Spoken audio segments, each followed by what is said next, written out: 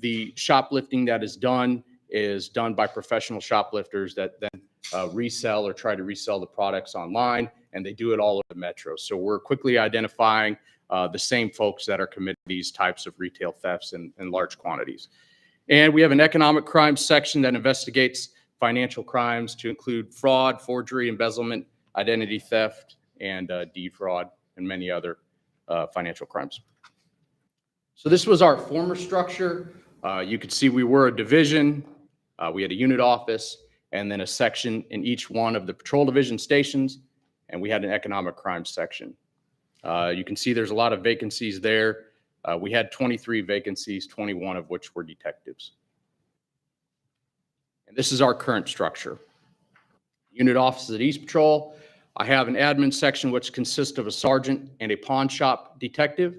And the sergeant in the admin section reviews the close to 15,000 reports that we get for auto crimes alone.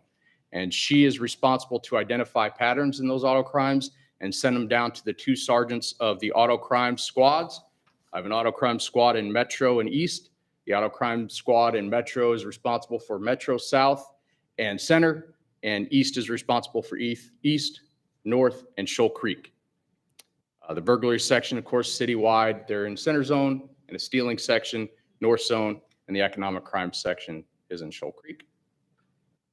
And with that, I'll take any questions. We implemented the plan on September 11th, and so far we're showing that it, should be sustainable, and it is a very effective plan for a staffing constrained environment for sure.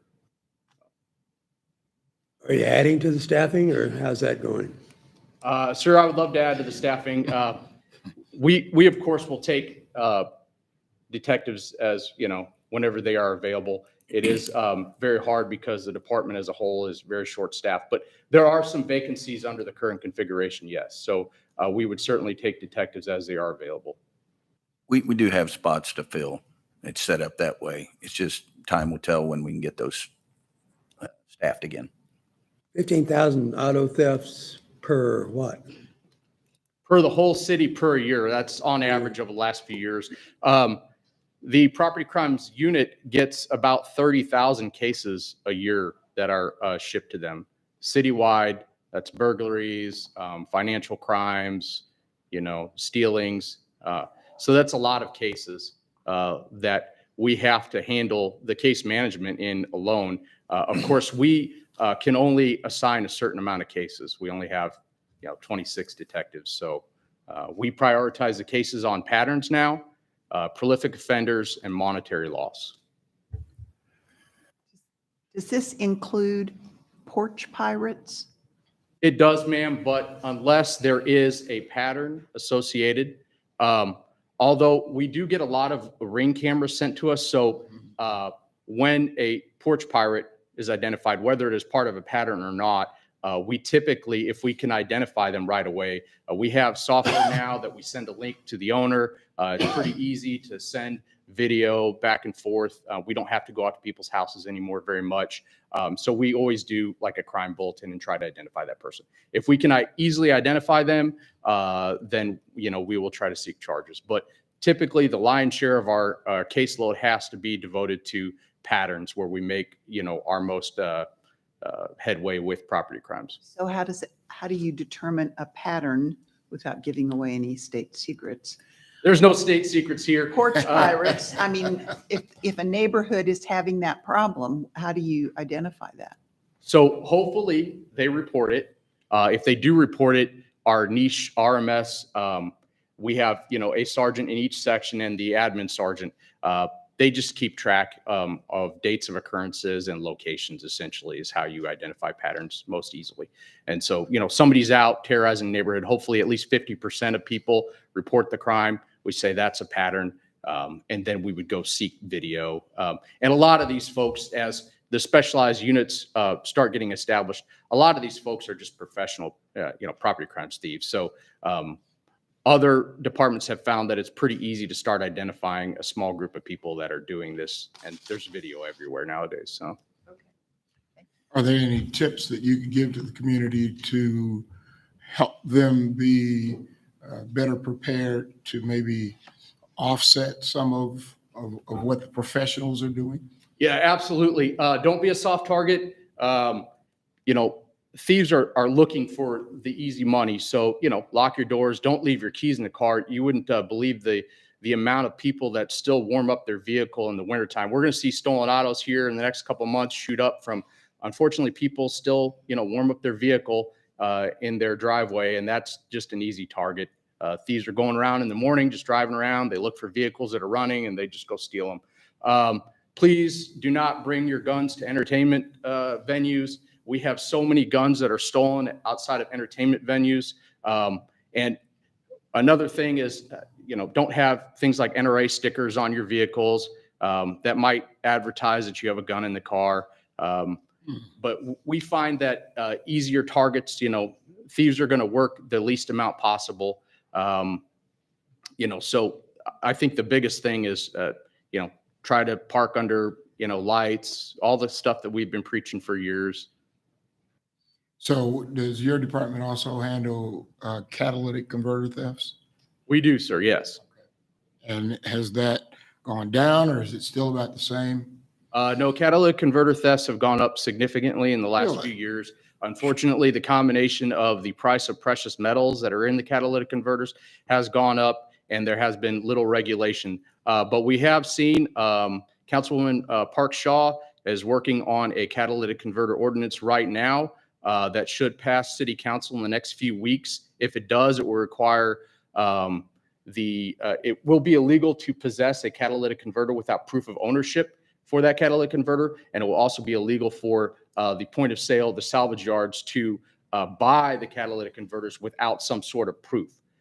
So as soon as that's passed, we'll work with the salvage yards and put them on notice, hey, this is coming out, and then we'll start some enforcement and regulation. Because the key to reducing the amount of catalytic converter thefts is not going to be in the people that are stealing them, but it's going to be the point of sale where people are buying the catalytic converters. So. Excuse me. Bless you. Can you talk briefly about thefts of certain types of vehicles? I understand in the city of St. Louis and a few other American cities, Kia and Hyundais have seen an increased number of thefts given, or I think based on some feature within the vehicle itself.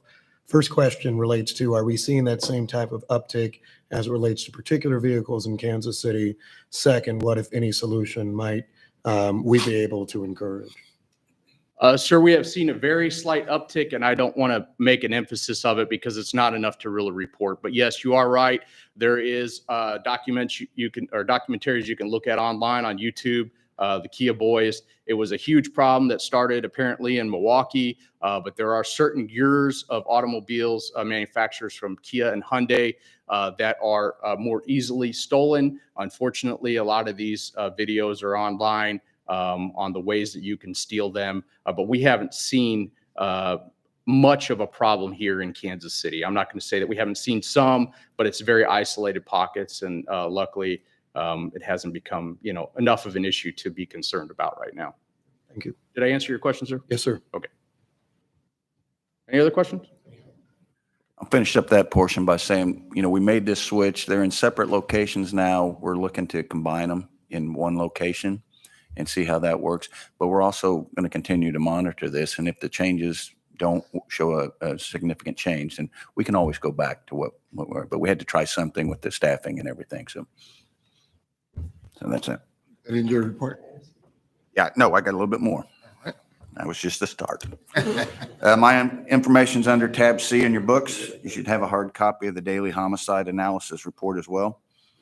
If you refer to that document, you'll see that there have been 120 homicides in 2022 compared to 111 last year, up 9 from the previous year. And we're up 4 homicides compared to the 5-year average. We've cleared 45 homicides in the current year, and we've cleared 12 homicides which occurred in previous years, for a total of 57 cleared cases in 2022. The non-fatal shooting comparison report is also in front of you. You'll note that from January 1st to September 26th, there were 408 non-fatal shooting victims in Kansas City, compared to 386 in 2021. We're up 6% from last year. And in August, we had 62 non-fatal shooting victims compared to 46 in August the previous year. Pretty significant increase there. To what do we attribute that? I don't know that there's any one thing we can just point it at. It all goes back to the easy access to the firearms and lack of conflict resolution within the groups. Got to find a way to reduce this. And I know you all are trying, but it's scary. Yes, agreed. Direct your attention to the August 2022 non-fatal shooting report under tab C, page 2. Again, 64 non-fatal shooting victims in August. 52 were cooperative. It says 81%, but that's inaccurate. No, I don't think 81 have been cooperating, 81%. The black males account for the highest number of non-fatal shooting victims with 35, which is 55% of the total number. White males were second with 20 victims, which is 30%. The age group with the highest number of non-fatal shooting victims was 25 to 34 with 23, and 18 to 24 years of age was second with 17 victims. We've identified 15 suspects at the time of this report. 10 suspects were black males, 4 were white males, and 1 was a black female. 6 of those suspects were between 35 and 44, and there were 3 in each of the other groups. 1 suspect was 17 years or younger. On page 5, you'll see the recovered firearms report. We recovered 254 firearms in August compared to 229 August of last year. And the 5-year average recovered in August is 226. And we recovered 1,797 firearms between January 1 and August 31 of this year. And on the next couple of pages, you'll find the monthly case submissions and disposition reports. We submitted a total of 249 cases to county prosecutors during August. 216 of those cases were to Jackson County, 26 to Clay, and 7 to Platte. Charges were filed in 102 cases during the month. 39 cases were charged in custody, and 63 warrants were issued. 18 cases were returned to us for additional work, and 157 of those cases were declined. It should be noted that these numbers include cases that were submitted during previous months but were returned to us in August. And subject to your questions, that will conclude my report. Why were they declined? I can give you the breakdown. A lot of it's just prosecutorial discretion. Lack of community concern is one they use a lot, and no nexus to violence is a big one that they're. If they want more information, they tell us that, we get more information and give it back if we can. Yes, absolutely. And a lot of that happens in shoot review, our meetings on Wednesdays, where we have direct contact with Jackson County prosecutor, and the federal prosecutors come to it as well. How do they define no nexus to violence? I don't know their definition per se. I will say we've arrested people with guns and drugs, and they say it's no nexus to violence, but I think there's a nexus to violence if you have guns on you while you're selling or while you're in possession of the drugs, but it's their definition, not ours. We're subject to their interpretation. And as we know, prosecutors have absolute discretion. Yes, and we just file the cases and leave it to them to make the decision if they decide to prosecute or not, and we go from there. Thank you. They also look back over the last 5 years to determine if the individual has been charged in a violent crime. So that's one of the metrics they use. I will say that on the occasion where we have a disagreement, they are agreeable to at least listen to us, and then we'll have that meeting and discussion, and then they'll choose a decision from there. But they are always open for discussion on these cases. Excellent progress. Thank you. All right, thank you. Community Outreach, Deputy Chief Karen True. Good morning. Morning. We do not have a social services presentation this morning. They're in training. So I will start off with the second presentation that I have. This is one from Officers Davidson and Infranca, and they are with our DUI unit, and they're going to talk about Saturation Saturday.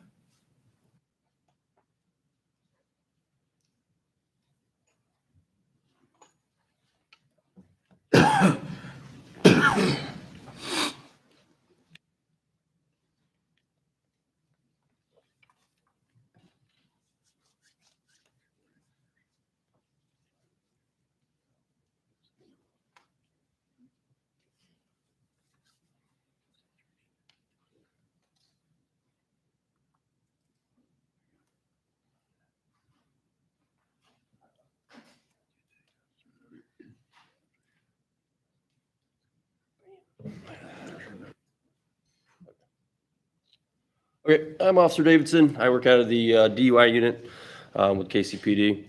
On August 27th, we had a Saturation Saturday, which was all across the United States. Here's some of our numbers for what we did. Sorry, I'm not very technical, guys.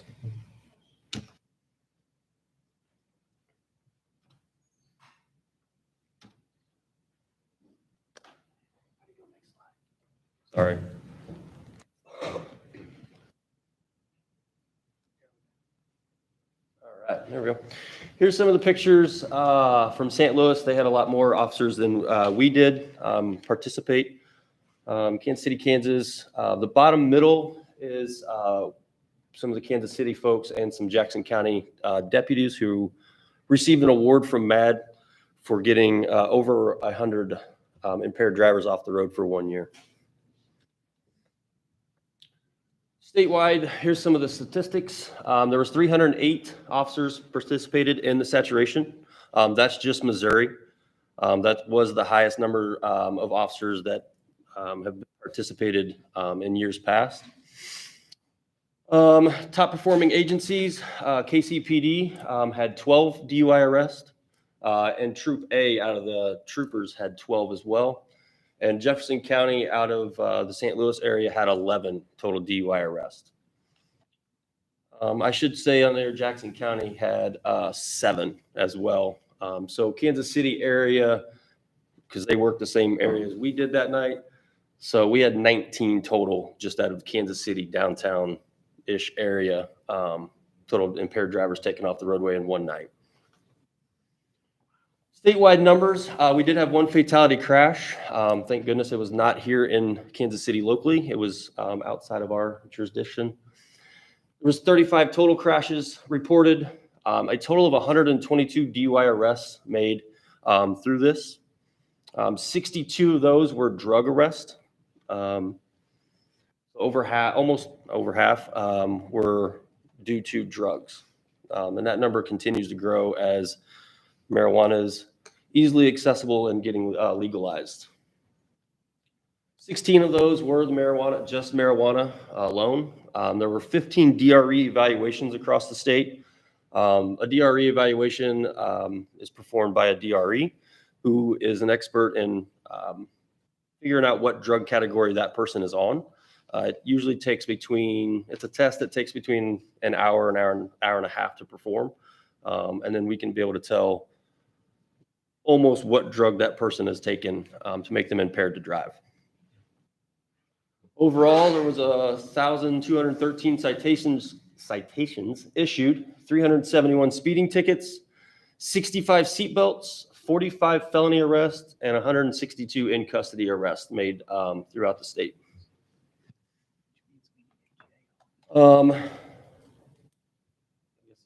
Jackson County has also set a new record for their unit. They had over 500 DUI arrests. That's the highest since 2018. So their numbers are also going up as well as ours. Here's some of the breakdown of all the departments that were involved in the saturation. You can see there's a lot of departments. You can look up there and you can see like Kansas City, Jackson County, Jefferson County, St. Louis County, all of those departments. The reason they have the highest number of DUI arrests, they have a dedicated DUI unit that goes out, and that is all they do is try to find impaired drivers. Some of the departments with no arrest or very little arrest, those are just departments that have road patrol guys out doing the job. Here in Kansas City, luckily, we have 6 officers in our DUI unit, and we're solely focused on keeping the roadways safe, getting impaired drivers off the roadway. So you can kind of break it down. St. Louis County had 8. Like I said, Jefferson County had 11. We had 12. Troop C had 9. There's those numbers. And then just MAD, just thanking us for doing our job. And now I'm going to hand it over to Franca unless someone has a question directly for me. Perfect. Thank you. I'm Officer Jordan Franca. I'm with the DUI section here in Kansas City. First off, I want to say thank you to the command staff and the board for having us today. I also want to give Officer Davidson a little bit more credit than he's expressing. Officer Davidson, for the last 2 years now, has led the state with DUI arrest. He's had over almost 1,000 impaired DUI arrests, so he is very dedicated to the cause.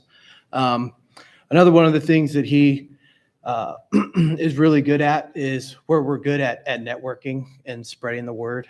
And that's kind of created some competition along the local agencies. And we've seen DUI numbers, DUI arrests go up throughout the state. I think he coined the term the KC effect. I don't know if that's trademarked or not, but we've really set the bar for DUI impairment and DUI arrests. So numbers across the state have gone up because officers want to beat Kansas City.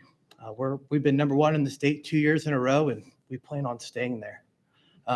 My brief presentation for today is an instrument. It's called the Sotoxa. It's an oral fluid test that we do. We use a saliva sample, and we can use it roadside. It takes approximately 5 minutes to use. I have a expired testing tube if you guys want to take a look at it. But what we would do is we would sit the person in our car or patrol wagon, and we would get a swab from them, and it can test 6 or more different drug categories. And we can tell after the 5-minute evaluation from the instrument what drugs that they're on. So we use it as a tool roadside to see, well, do we have to go to the hospital and get this person, if this person's blood, are they actually impaired? And it's non-evidentiary, so it's just like a preliminary breath test.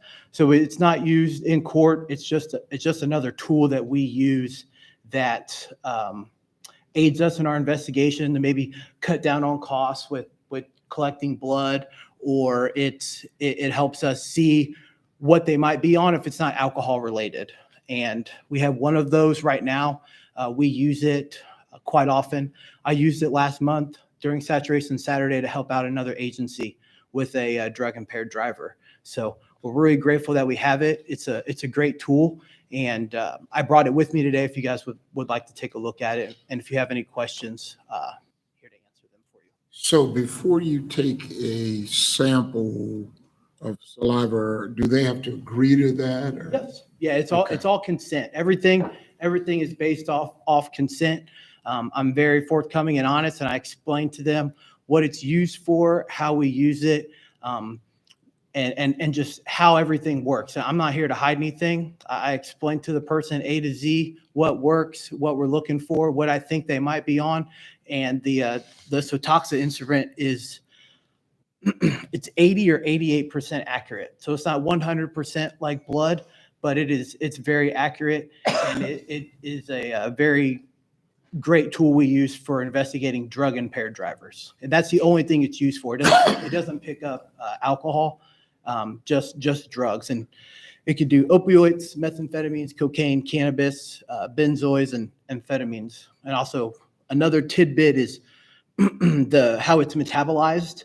A lot of the things that can come up in court with well, they took it hours ago. Well, This just does a short window of 12 hours. Most of these drugs have very long-lasting impairment effects. So, for example, people that are on methamphetamine, they can reach those effects for more than 12 hours of being impaired. And the downfall of methamphetamine can greatly affect the body, just like it is when they're actively high.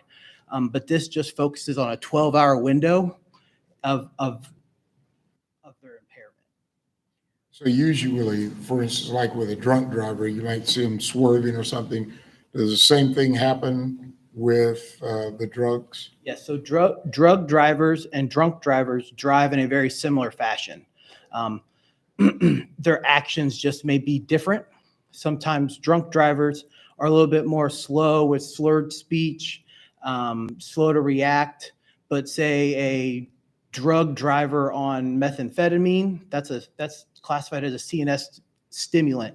So that's going to bring your body up. So you're going to be very rigid. You're going to be very giddy. You're going to be talking really fast. You might have some teeth clattering. They'll grind their teeth grinding. They'll grind their teeth together, or you might see some sores on their body from the picking, or a lot of it is rapid speech. And a lot of that comes out if and when they want to do a DRE evaluation. And then that's when we can be extremely precise and break down what active drug they're actively on or in combination of. Because sometimes with methamphetamine, you got to come down from that high because you're on it for so long. So they'll combat that with a depressant or a narcotic. So you'll see methamphetamine and heroin together, or methamphetamine and fentanyl together. It just kind of depends on what you're seeing. So that's our job to break that down. What So, do those devices cost? I think it's between $5,000 and $6,000, sir. So- We only have one. We have one, and I believe we've asked the Missouri Department of Transportation for two. They would aid our accident investigation team, and then I think we might have one for maybe just to swap in and out, possibly. I don't know. I think we asked for two, though. I would have to ask my sergeant, though. so I'm just curious too. I know a lot of times, I think somebody's drunk because they're all over the road and then they're texting. Yep. How often does that happen where All the you time. guys kind of? Yep. All the time. Yeah, Uber drivers, distracted driving, it's very prevalent. And, we're not out here to cut everyone a ticket. We're here, our mission is to find drunk drivers and keep our roadways safe. We all have families we want to get home to, and that's our main mission. Thank you. Any other questions? Can I ask one brief question? ma'am. I did a ride-along. This one dates back a few years ago in East Zone. A incapacitated driver, who I believe was a Mexican national, did not have English language capability. After roadside testing, he was taken to East Patrol Division, where there was a fairly lengthy wait for either a Spanish-speaking officer or a translator. Given certain staffing demands and issues, does that remain a problem? Has it become perhaps even a more dramatic problem than what we would have seen in circa 2019, I believe, in that situation? And then how do we address it? Or are we able to administer most of these things even where there are language barriers, if we can get some level of understanding? I'm gonna let Officer Davidson address that. Yeah, Thank we have you. language barriers a lot. Obviously, Kansas City is a melting pot of people. So we have an app on our work phones that we can use. If we can't get a hold of somebody to help translate, we also have the language line that we can use. So yeah, there's always a way we can help that person understand what we're saying and understand what's going on. So yeah. Thank you. Any other questions? Thank you. Thank And you I'll for your just add, service. I forgot our boss wanted to display this. This is from our numbers. So if anybody wants to look, Kansas City is definitely on top of all of them. This was the 2020 numbers. You can see Kansas City is on top, as well as if you go to the next side, the 2021 numbers for Kansas City. We're definitely the KC effect is definitely that we push ourselves, and then in return, like Jordan said, we've definitely pushed other agencies like Jackson County. It's always a fun little, can they beat us? Can we get them? As well as shout out to Jefferson County over there. Those guys, they definitely push themselves to try to beat us. We've definitely set a standard for DUI arrest. Those numbers look like what was in your presentation. Are they the same? Yeah. Just this one's These- probably not. These numbers are yearly numbers, ma'am. Those numbers were just from one night. Oh, okay. yeah. Saturation Saturday had 122 arrests in one night throughout the state. These are yearly numbers, and those are presented at a yearly traffic safety conference. Thanks for Thanks keeping the us work you safe. do. It's really important. We appreciate that. Any other questions? Thank you for your time. Thank you. Thank you. Thank you. Our next presentation is from Major Stacy Graves. She's going to talk about Faith in Blue, which is happening this weekend. Good morning, Commissioners, Mr. Mayor. So I just want to talk to you a little bit about Faith in Blue, exactly what it is.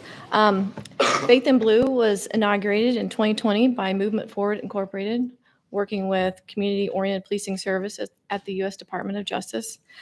In their own words, the idea was a simple but powerful one. The ties that bind officers and residents must be reinforced if we're to build neighborhoods where everyone feels safe and included. KCPD participated in Faith in Blue's inaugural year in 2020, continued in 2021, and 2022 will be our third year sharing in our commitment to create safer and more inclusive communities through improved communication. We appreciate our faith-based organizations bring together law enforcement and the residents we protect and serve to increase collaboration and reduce misunderstandings. The mission of the National Faith in Blue Weekend is to facilitate safer and stronger communities by engaging law enforcement officers and local residents through the connections of faith-based organizations. And I have a quick video from the National Faith in Blue for 2022. I got some sound here.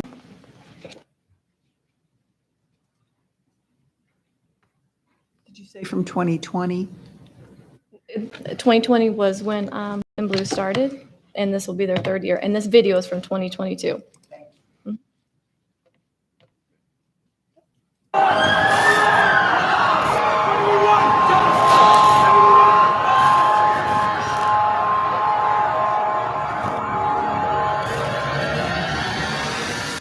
And faith without work is dead. There's not a problem in this country, Mr. Secretary, that we cannot solve if we have the courage to sit together and reason together and converse together.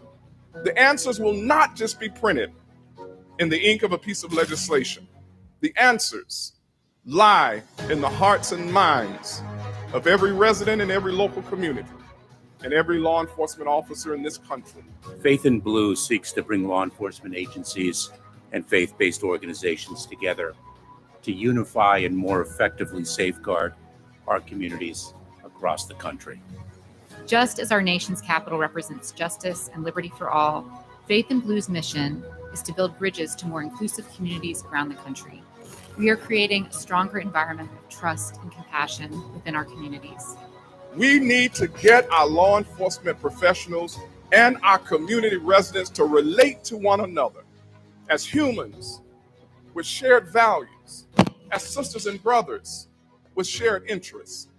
One of the most important relationships in communities is with faith leaders. Every encounter between an officer and the public is an opportunity to connect and establish a positive impression. It's about relationships, and of course, we know that our faith-based institutions are stakeholders in our communities, and to continue to strengthen or build new relationships with them, along with our police officers, really helps us all keep our communities safer. The communities are safer when those that are called on to serve and protect, and those that they actually serve, continue to build communication and collaboration. More than 65 million people participate in some form of a faith-based service every week. We're looking for a way to actually build these bridges in a sustainable, meaningful way. faith-based organizations emerged as the most likely vehicle for building those bridges because they represent the demographics, the dynamics, the culture, and the tone and tenor of that community. That solution starts with one simple conversation. It starts with stop dehumanizing, let's get to know each other on both sides of this issue. And together, there's not a single thing that we can't solve if we work together to do it. Because we know that mutual trust and respect between law enforcement and the public is a necessity.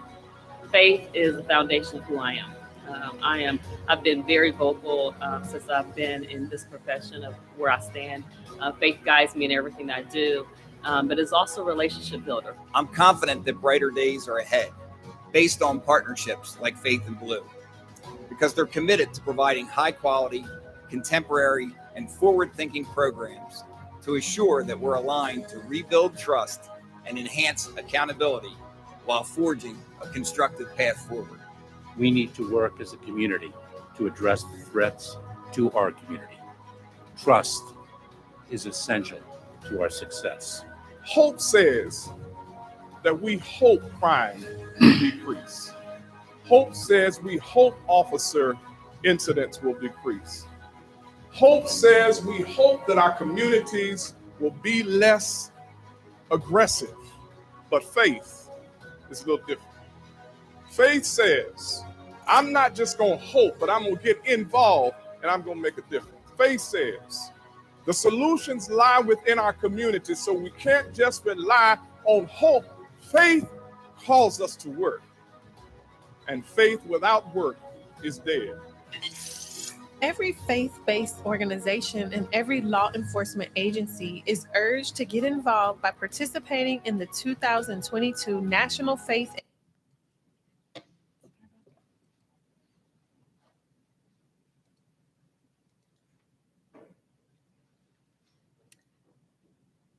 So last year, there were over 2,000 Faith and Blue engagements across the USA in all 50 states and including the District of Columbia. There are over 350,000 faith-based institutions across the country, providing an unrivaled community asset for partnership. For those of you who may not be aware, KCPD has a wonderful group of chaplains that pray for us, look over us, build bridges, and help us in countless ways. This is a picture of some of our chaplains at last year's Faith and Blue that was hosted by Pastor Miles at Morning Star Missionary Baptist Church of Jesus Christ.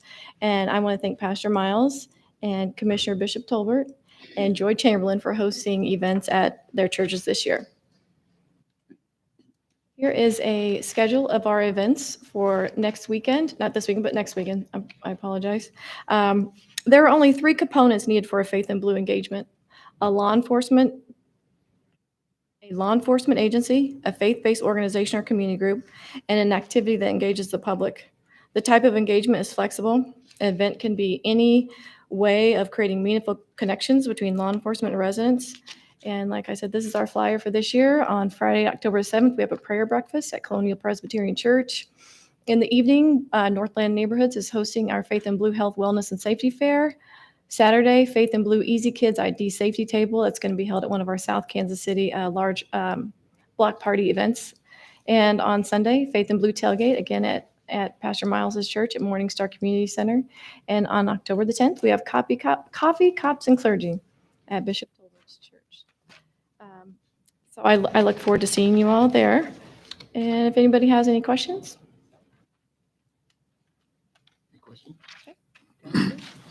We're also going to throw in a caveat of students and teachers at that morning session. So we'll have coffee, juice, donuts with cops, clergy, students, and teachers. Great. Thank you. And I would like to state that Major Stacy Graves has done a great job helping organize the events for this year, along with our CIOs, our chaplains, and then also Jason Cooley. Done a great job. Looking forward to a great event. Thank you. The next thing I have is my presentation.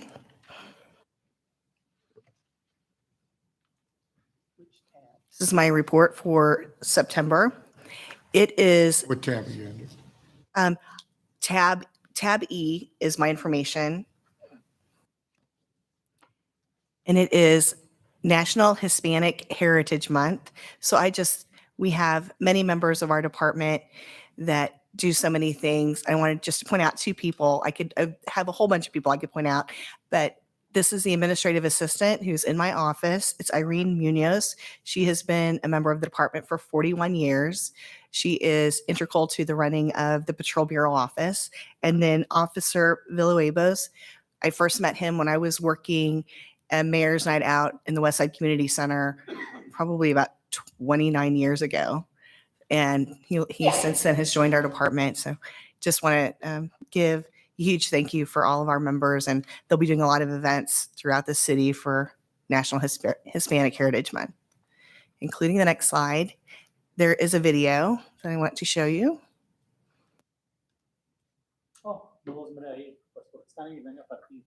Como parte del mes de la herencia de España, nosotros vamos a invitar a ustedes la primera academia de policía de la comunidad.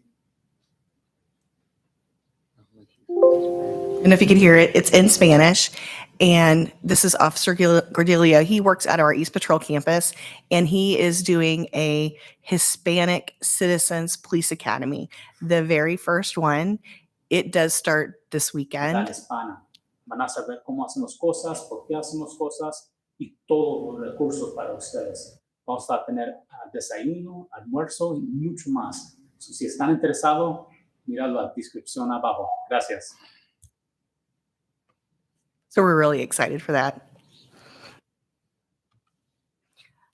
This is Officers Dwan Littlejohn and Brittany Hiltner. They went to a call. There were 4 children there. The children were very hungry. They went and spent their own money, bought some food from McDonald's. The next day, the grandmother reached back out to the officers and said, "Can you help us get some food?" They got our social workers involved, and the social worker was able to get the grandmother and the grandchildren a carload of food. It's a great story. This is the 9/11 Memorial Walk that they do we do this at headquarters. There's Chief Mabin and our tactical response unit. They went up and down the stairs of headquarters that day. I could hear the music going, and this is really in remembrance of all of the firefighters and officers who were up in the World Trade Center that day. There's a video too attached to this one. Jake on the right.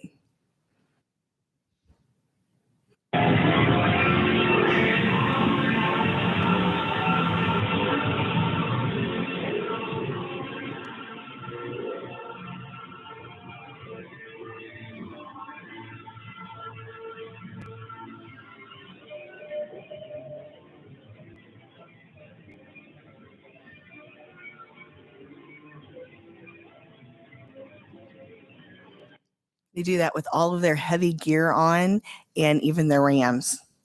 And I don't know if you have anything to add to that. We went up 110 stories. And so obviously, since our building isn't that tall, we had to go up, come down, go back up. And it does get pretty tiring. Like Deputy Chief True mentioned, in full kit with Ram, with gear. And so, but we do that for an important cause to remember 9/11. Because they were doing that. They went up 110 stairs. Absolutely.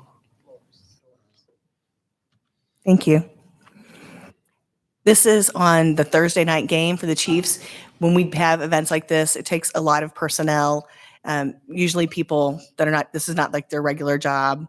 You know, these are extra jobs too that they do out here. So it just takes a lot of personnel. So I just thought this was a great slide just to show of all the different people out helping with the Chiefs game.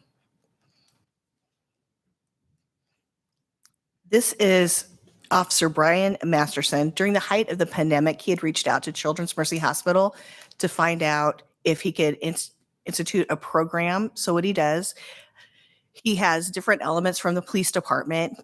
They do this offsite. They televise this back to the hospital where children in their hospital beds can sit and watch this program, and it's interactive. They can call in and ask like questions. So this is the bomb and arson unit, was his latest one. This is a 1,000-pound robot. So he is interviewing people from the bomb and arson section who are talking about the robot, and then the children in the hospital can ask questions. It's just a great program. This is our CIO. So as you know, our CIOs are always out and about in the community. This is just a couple things they did. The backpack they collected and donated 150 backpacks to various school children throughout Kansas City. They had taken it to the streets, had helped them with a snow cone with a cop event. And they also had a safety day. This is our enforcement activity for the month of August. So the wolf packs, that's where we talked about, we have that collaboration where we go out and monitor the city and look for DUIs. Had 6 wolf packs, stopped 93 cars, had 47 arrests, and issued 169 tickets just in the month of August. And is that in addition to the report we heard about DUIs? That was Saturation Saturday. Yes, it is different. This is just their normal stuff. Got it. This is the crash reports from July compared to August. As you can see, we did have more crashes occur in August and more crash reports taken by the traffic enforcement unit in August than we did in July.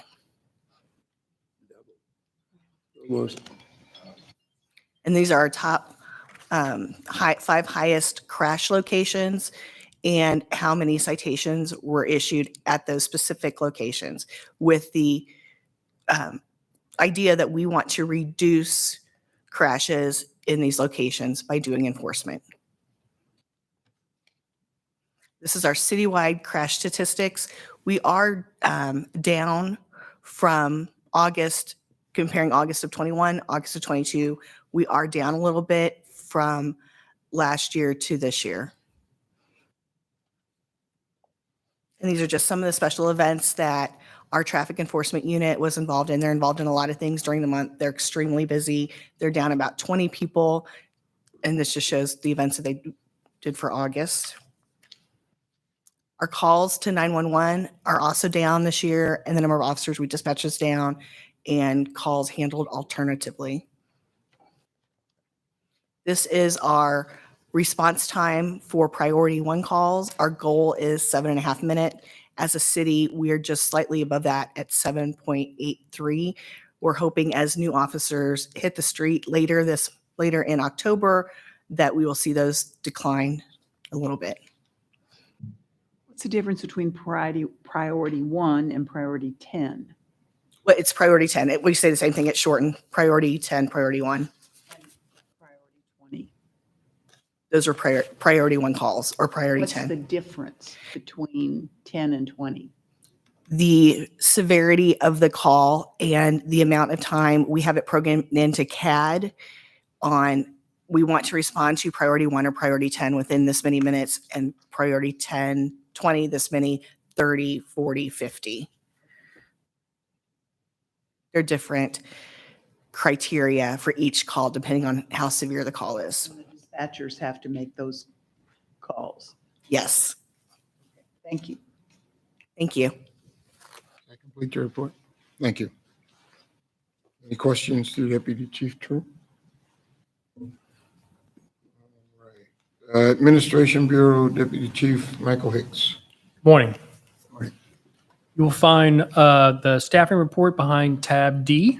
It's in David. As of August 31st, KCPD has 1,669 employees. Of those, 1,131 are sworn law enforcement, 20 are in the academy, and 518 are non-sworn personnel. That compares to 2021, where KCPD has 28 fewer employees, and of those 28, 16 are sworn officers. We're 28 down from this exact same time last year. As of today, there are 16 recruits scheduled to graduate on November 18th. A new class will begin on October 16th. That class we're shooting to have between 25 to 30 in that class. Since then, KCPD has raised the starting pay for academy recruits. That will take effect on October 16th. Starting pay will jump to $47,844. Once sworn and out of the academy, probationary officers are eligible for shift pay, uniform allowance, college incentive pay, and that will push their pay to 50,000. That's comparable to other organizations within our metro area.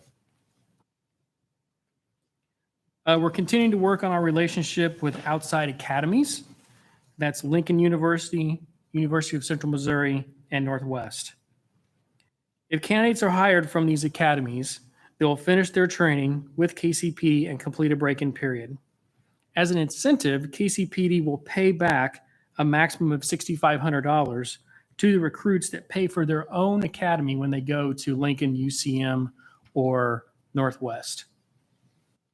That pay will occur after they've completed their probationary period.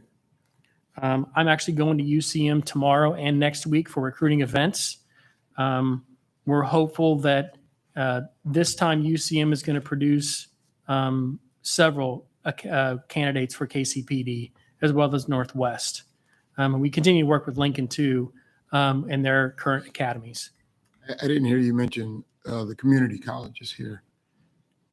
Blue River, I haven't gotten an update on Blue River lately. I know we have attempted to have candidates come from Blue River, and they decline. They either have already got an offer, and that's something that we fight with this, is they already have an offer, usually. They're going through these academies because more rural agencies and smaller agencies are putting them through, even though these individuals are paying for it themselves. So it's hard to get them to break from that agreement they already have with an organization that's agreed to hire them after they complete the 700-hour academy. Of course, ours is 900 hours, so they have to come to us and finish that up. But we have got in the beginning of classes for UCM and Northwest. Lincoln, they are really good at getting everybody committed for their academies. They do an outstanding job.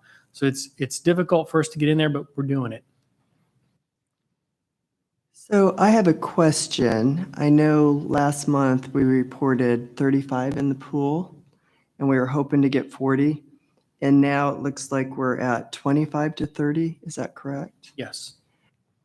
What do you, I mean, and I know we've been saying over and over, what are some action steps? And I've asked Deputy Colonel Niemeyer to look at maybe some different, police independence was one of them to look at as far as what they're doing to get on more recruits and to get, better pay, better retention into the system. And I know you were working on that. Did we find out more? Right. Well, one of the big things is we've talked about that. Hicks and I sit closely upstairs on the same floor, so we have these discussions quite often. But we think the $6,500 paying for recruits who've already went through an academy, the cost of that compared to what it would be to put a cost through for an entire academy is a good investment.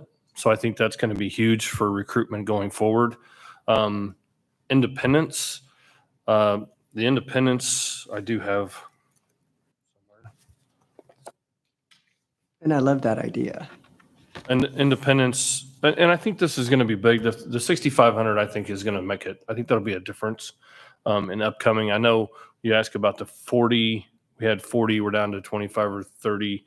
Colonel Hicks does a good job of letting us know if we make an offer and people don't accept or other things. But if you ask about independence, the numbers that we received from them was like they gave $8,000 a year, or $8,000. I believe it was an $8,000 bonus, something of that nature, to all their employees for retention. And you asked me to do that. If we did that on our police department, by our calculations, it'd cost us $13.5 million. If we did what Independence did. And is that for both sworn and non-sworn? Yes. Okay. That's What for the would it be department. for just sworn? Sworn, that'd be officers, candidates, 9.1. 9.1. Okay.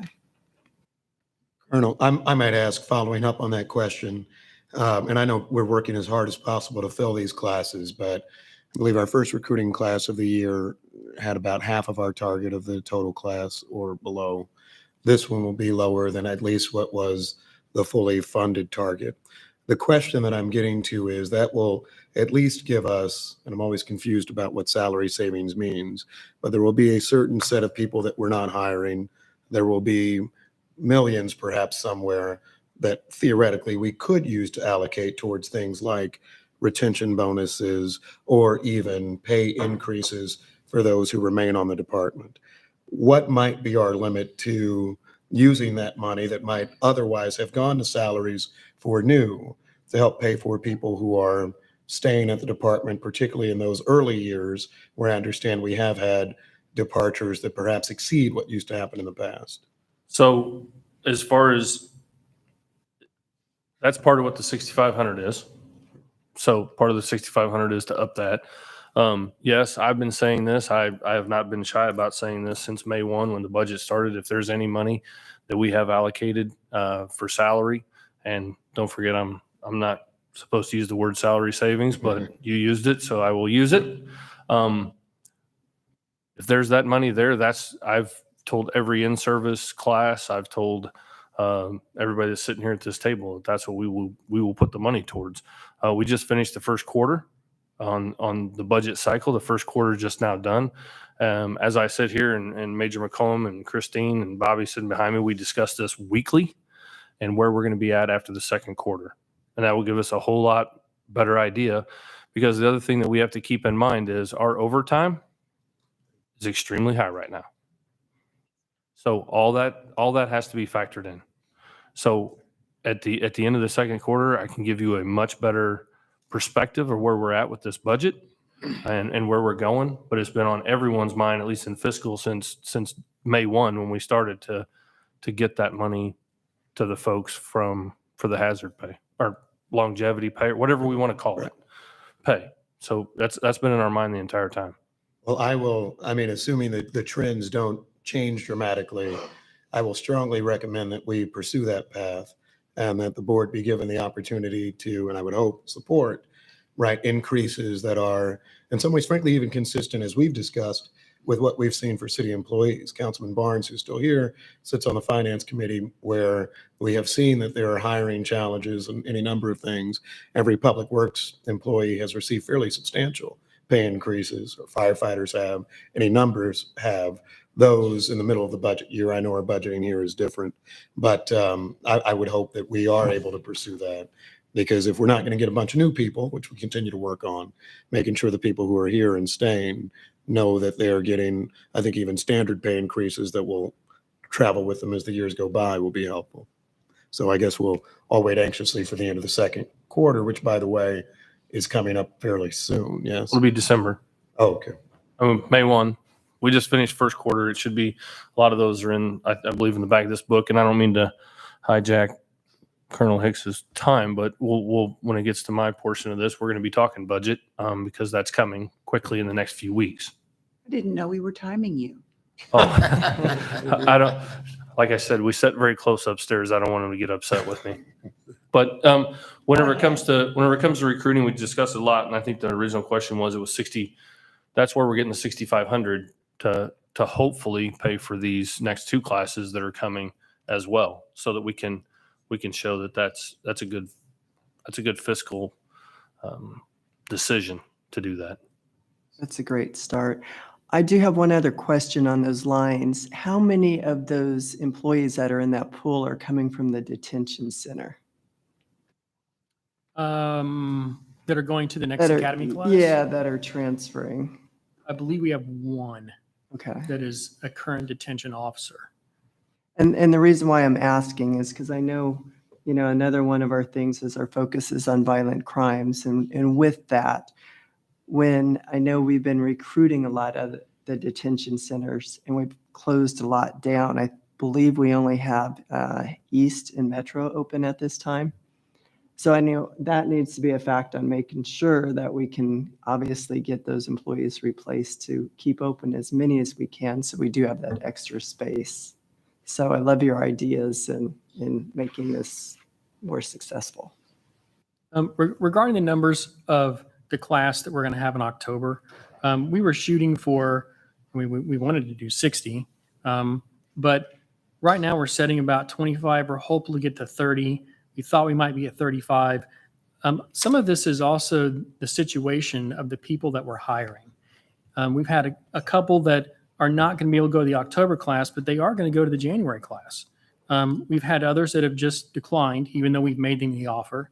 We have some that we have offered the position, and they haven't been able to complete our post-offer process. So there's a lot of factors that go in to trying to get as many that we can. And I got to tell you, I'm proud of our HR staff and our employment staff. They have been working tirelessly to try and get as many people in this class as they possibly can. But they can only do so much when our applicants have situations in their own lives that keep them from being able to work here. Great. Well, keep up the good work, and anything that I know Deputy Colonel Niemeyer was working on and trying to compare and see what other people are doing that we can use instead of reinventing the wheel. We're always looking forward to hearing those. Yeah, we're open to suggestions. Like he said, we talk about it all the time. We're continuing to revamp our internal website, our careers website. We're really looking at laterals. We've had a really robust lateral applicants that have been coming over the past few months. We've seen an uptick in the clicks on the careers website. August was one of our best months of the year. So our efforts are taking effect.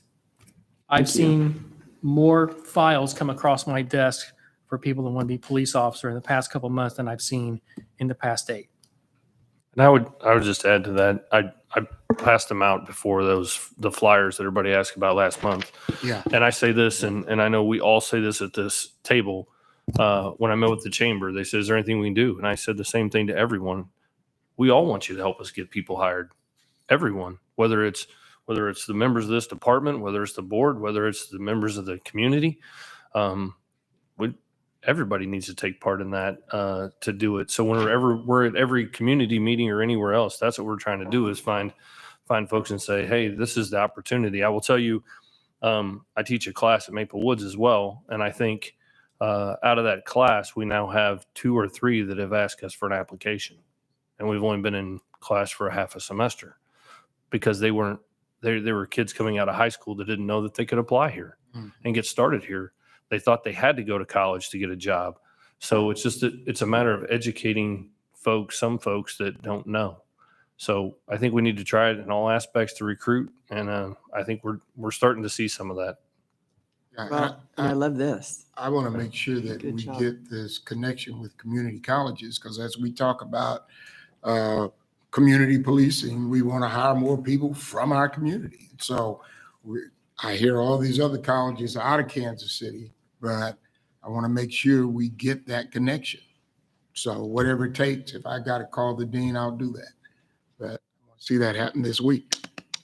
Well, if we were to hire this group right now, today, the group would be 51% majority of minority candidates. We haven't had a class like that since February of 2019. Unfortunately, that class never happened because of budget cuts. But this is the first time. If we were to hire them today, we're not done with our recruiting efforts and putting people in this class, but it would be a 50% majority of minority candidates. Colonel Hicks, but you spoke of that class didn't occur because of budget cuts, and then how many academy classes did we miss because of budget cuts? We missed. That was pandemic related. Right. Yeah, it was almost a year and a half without A year and a half of academy. academy classes, which is what has us behind the 8 ball in terms of Yes. being able to have enough officers on the street and have all these vacancies. And Yes, the loss of employees Oh. and the inability to have academy classes to replenish them. in spite of what we try to do, yeah. Lastly, I want to give just a little bit of an IT update. First, I want to say that I'm really proud of our IT staff and what they do every day. We have 2 right here from our help desk who are helping us today. The amount of calls that they run to keep us moving IT-wise is amazing. Our network infrastructure staff does an amazing job to keep us cybersecurity safe and to keep everything working, as you see. Unfortunately, we have some systems that are aging and are in need of replacement. Over the past 4 years, we have asked for those funds for replacement for network infrastructure, but we have not gotten those funds from One IT. Each year, we're underfunded by about $3.5 million a year in an attempt to keep us up to date with all the network infrastructure. Now we're to a point where we have some systems that are becoming at critical levels, and it's going to impact our body-worn camera system and our radio system that we're attempting that we would like to purchase a new CAD system with the radios. We have talked with the city manager about that. We had a conversation a week ago with him to discuss the immediacy of our needs and how that's going to impact our body-worn camera project and our CAD system. It is really crucial for our radio system. I'll let Colonel Niemeyer talk about the radio system because that's one of our most immediate needs. You mentioned One IT. We participate in One IT, don't we? Our funding for IT comes from the One IT fund that's within the city. It is not within our budget, the PD's budget. Every year we submit, well, this year we were told not to, but the previous 3 years we submit a budget request to the city for funding within the One IT budget. Every year they have given us the exact same amount and have not funded the network infrastructure. When you say you were told not to submit it this time, you were told by the chief, by the city, by who? I would assume the city, that's what fiscal division said, that they requested that we not submit a budget request. We receive the exact same amount every year. Is that because I know the mayor had said we can go back anytime and ask for extra things? I would assume like so. the radios. We've talked about that a number of times. That's what we're doing in this presenting case. to the We're city. going back to ask. Right. And IT costs a lot of money. That's why Hicks is my friend. Or he tries to get me to be his friend.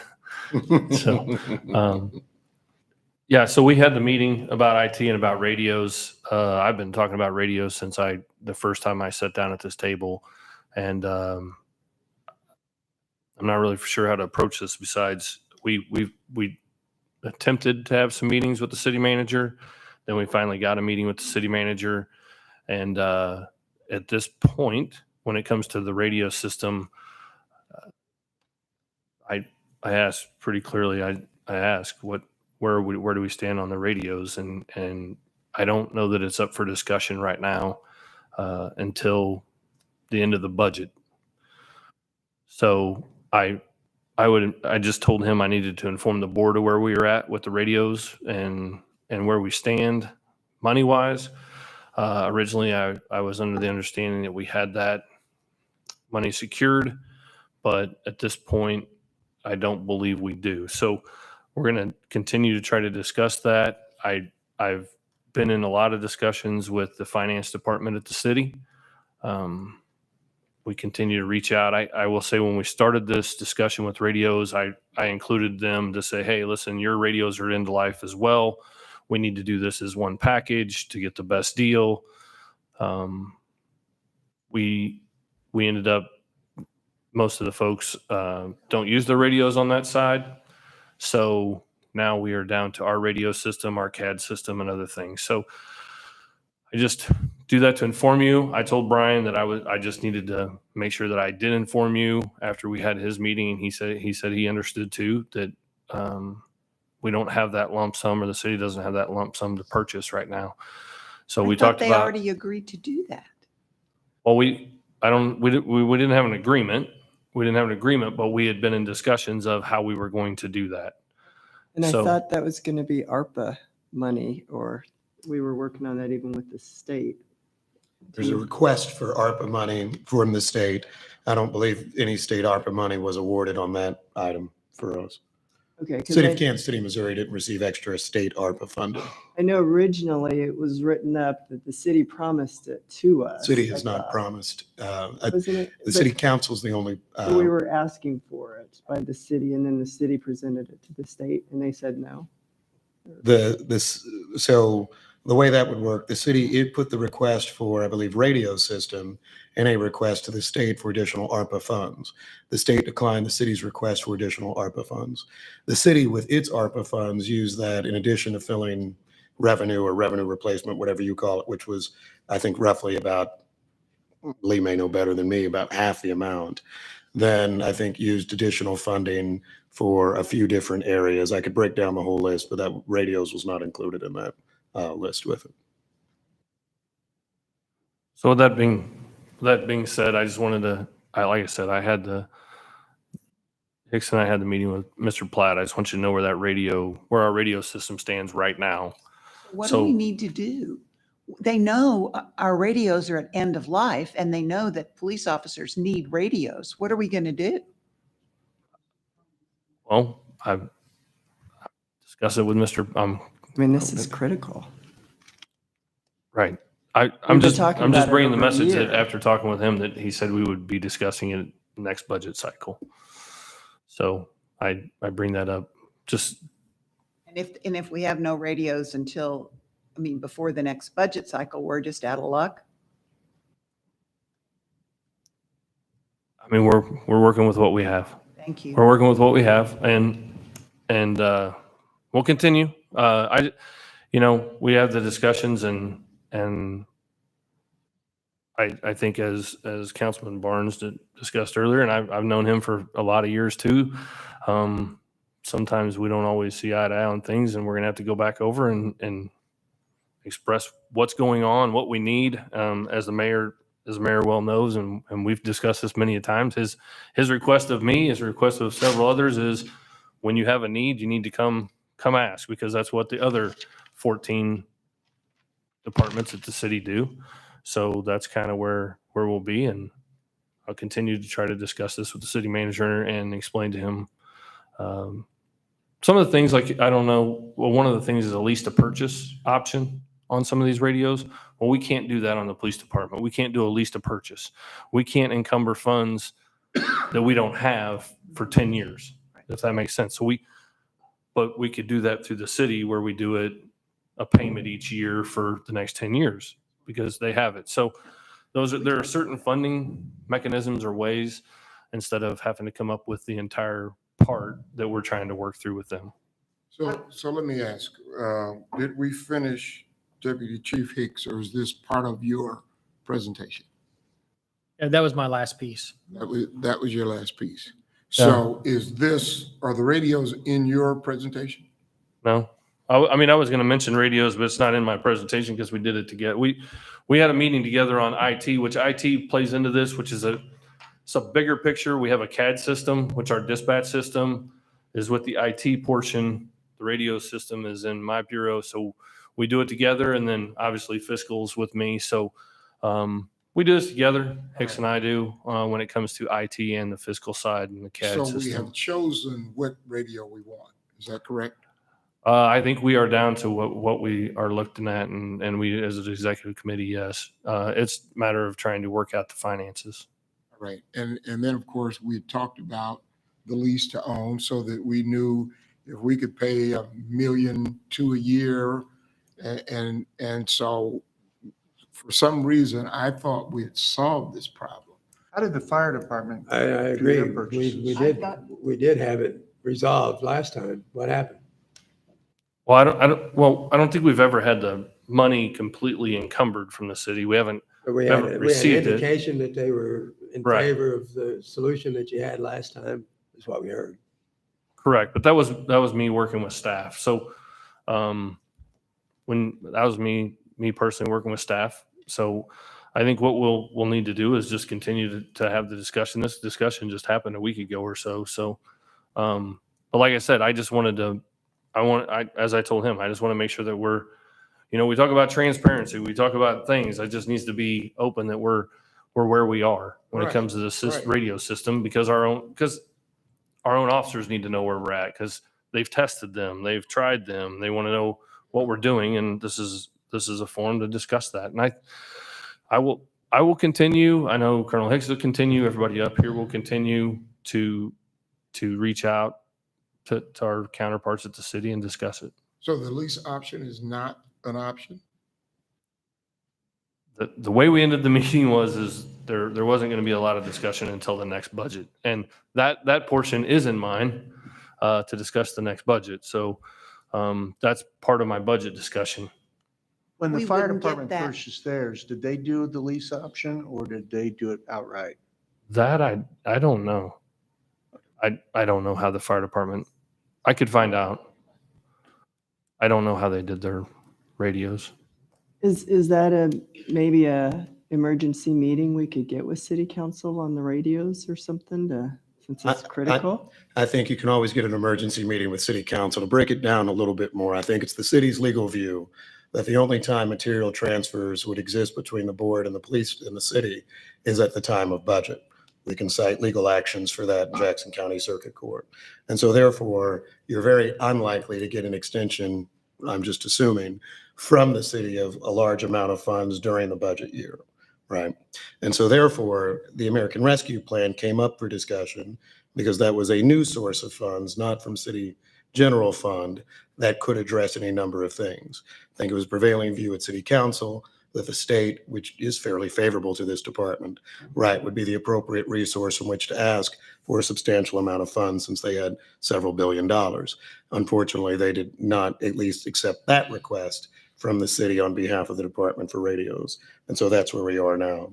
The city manager, I think, following that direction of city council, is now suggesting that any type of significant budget transfers need to be part of the formal budget request, which will come to us in the budget discussion, which comes in February in connection with funding.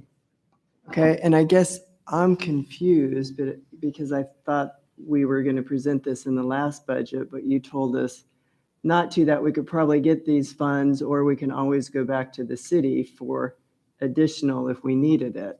I believe the department did request it in the last budget. I think it was actually it was in the transmittal letter. It was in the last budget request. I believe the city council made a determination to give the budget at the amount that it did, about 24.6% of the general fund. And I believe it's been the view of the department there was not sufficient funding to cover radios. And so then the discussion comes, where may they be extra funds? But I think the department put a request in, and that was discussed, and that just was not an additional funding request, wasn't granted from the city. I think if you had some city council members present, they might suggest that however the department would have wished to spend the 239, I forget how big the budget was last year actually, right, would be up to the department's discretion. If through transfers and others, they wish to have them for radios, we wish to have them for radios. But that was kind of the exclusive part of it all. The problem with, I think in some ways, and we can have this discussion further, with how, and I say this as a city councilman before too, with how we see the budget isn't always in its parts. We tend to just see the whole, right? So if we see a request for $240 million, and so if you have a part of that, 13 million or 9 million, the view is there space within the 240 million to actually fund that type of operation? And so I think that's why, if you're sensing some lack of exigency from the city council side or perspective or other actors, that would be why. The suggestion might be, well, there is money from that if that's an interest in the board in conducting its own internal transfers to cover such a thing. Even in a lease sale back type of arrangement, if, for example, the board found radios more important than our $1.6 million vehicle request, right? I'd imagine, right, the city might say, well, if we have a sale lease back and year one is a $1.6 million cost, then we'd be willing to work with you to do that sort of thing. But it's a question of, in some ways, I think the city would say, the board focusing on what is the most urgent priority in connection with all those. So let me ask different from what our perception was. Let me ask this. The figure that I remember was $1.5 million a year if we were able to do the lease. Is that still on the table? Approximately. It fluctuates throughout that as it does any contract. It fluctuated. I think it was actually a little less than that the first couple of years, and then it went up from there. $100,000 per year. You're dealing with budgets. It's easier to go through and find 100,000 from this, 100,000 from that, 100,000 from that, and get to $1.5 million a year rather than trying to find 10 million all at one time. Well, I think that's where I was at with the finance staff, with the city as well, right? I think they would much easier to have this yearly. Yeah. Encumbrance of the 1.5 million instead of coming up with 15 million. So how do we tie that approach down so that we know emphatically, here's the contract, here's what we're doing? Because right now, I'm really feeling like I thought we'd solved this. I thought so too. So let me. May I just to Sure. inform? It is very challenging to pass a $10 million ordinance at city council on anything, to the bishop's point. And so, and then you layer on that, right, if there's interesting budget conversations and all of that. So I don't know if the city was ever, I hope no one was representing that there would be just a $10 million general fund ordinance. Now, I do think that lease back, as the president notes, is an interesting approach that I think the deputy chief has been trying to pursue with the finance department. And then the question is, when would that be financed? When does that get encumbered? But I think that's largely where it's been, but I'm sorry to interrupt. No, but that was my question. I'm trying to understand. I understand the issue about what you said about the budget, but if we can find a place in our budget for the 1 year investment, are you suggesting that, and we are not allowed to encumber funds, which the city can and we can't? Right. Couldn't we have the city agree to encumber it on a basis that we would then, from our budget, make those payments? Just sitting as one person, I would think if we're describing something akin to, would the city be willing to be a pass-through for, in essence, board funds to help start year one of some sale leaseback type agreement, which then launches other years? I do not think that that would be an unpopular type of ordinance, barring, of course, all of the questions and the concerns that people would have. Fundamentally, if there are $1.5 million of funds that the board wants to spend to start the radio program, and the only question is, City of Kansas City, will you create a bank account for it? The board will then send money or pay on that. I don't see that being exceedingly controversial. But the sale and leaseback, would it require a commitment from some entity? I assume it'd have to be the city for Correct. $10 million. Correct. I mean, we or you as the board cannot sign a contract for I'm going to spend money for 10 years because you don't have that money. Right. And I don't believe Chapter 84 allows that anyway. Right. But the city can do that, and that's the discussions. And you're correct, Mayor. That's where I've been headed for several months now, because as I talk to Tammy and Tammy talks to myself, I won't be here in 10 years whenever we buy radios again. Many of us will not. We did this 10 or 15 years ago and had to come up with millions of dollars. And as you said, it's difficult to do. And we're trying to come up with a solution where we don't have to do this, or the people behind us don't have to come up with a reason in 10 years to where it's not going to be $10 or $12 million. It's going to be $25 million to have a new radio. In the meantime, what's the status of the radios? I mean, are we on an emergency basis yet, or we're limping along? That's the way I would best describe it. We're limping along with what we have, with what we have and the parts that we have and the things that we have in place. That's where I would put us. with difficulty? I'm sorry? Limping along with difficulty, or adjustments or whatever. With what we have. However you want to put it. Right.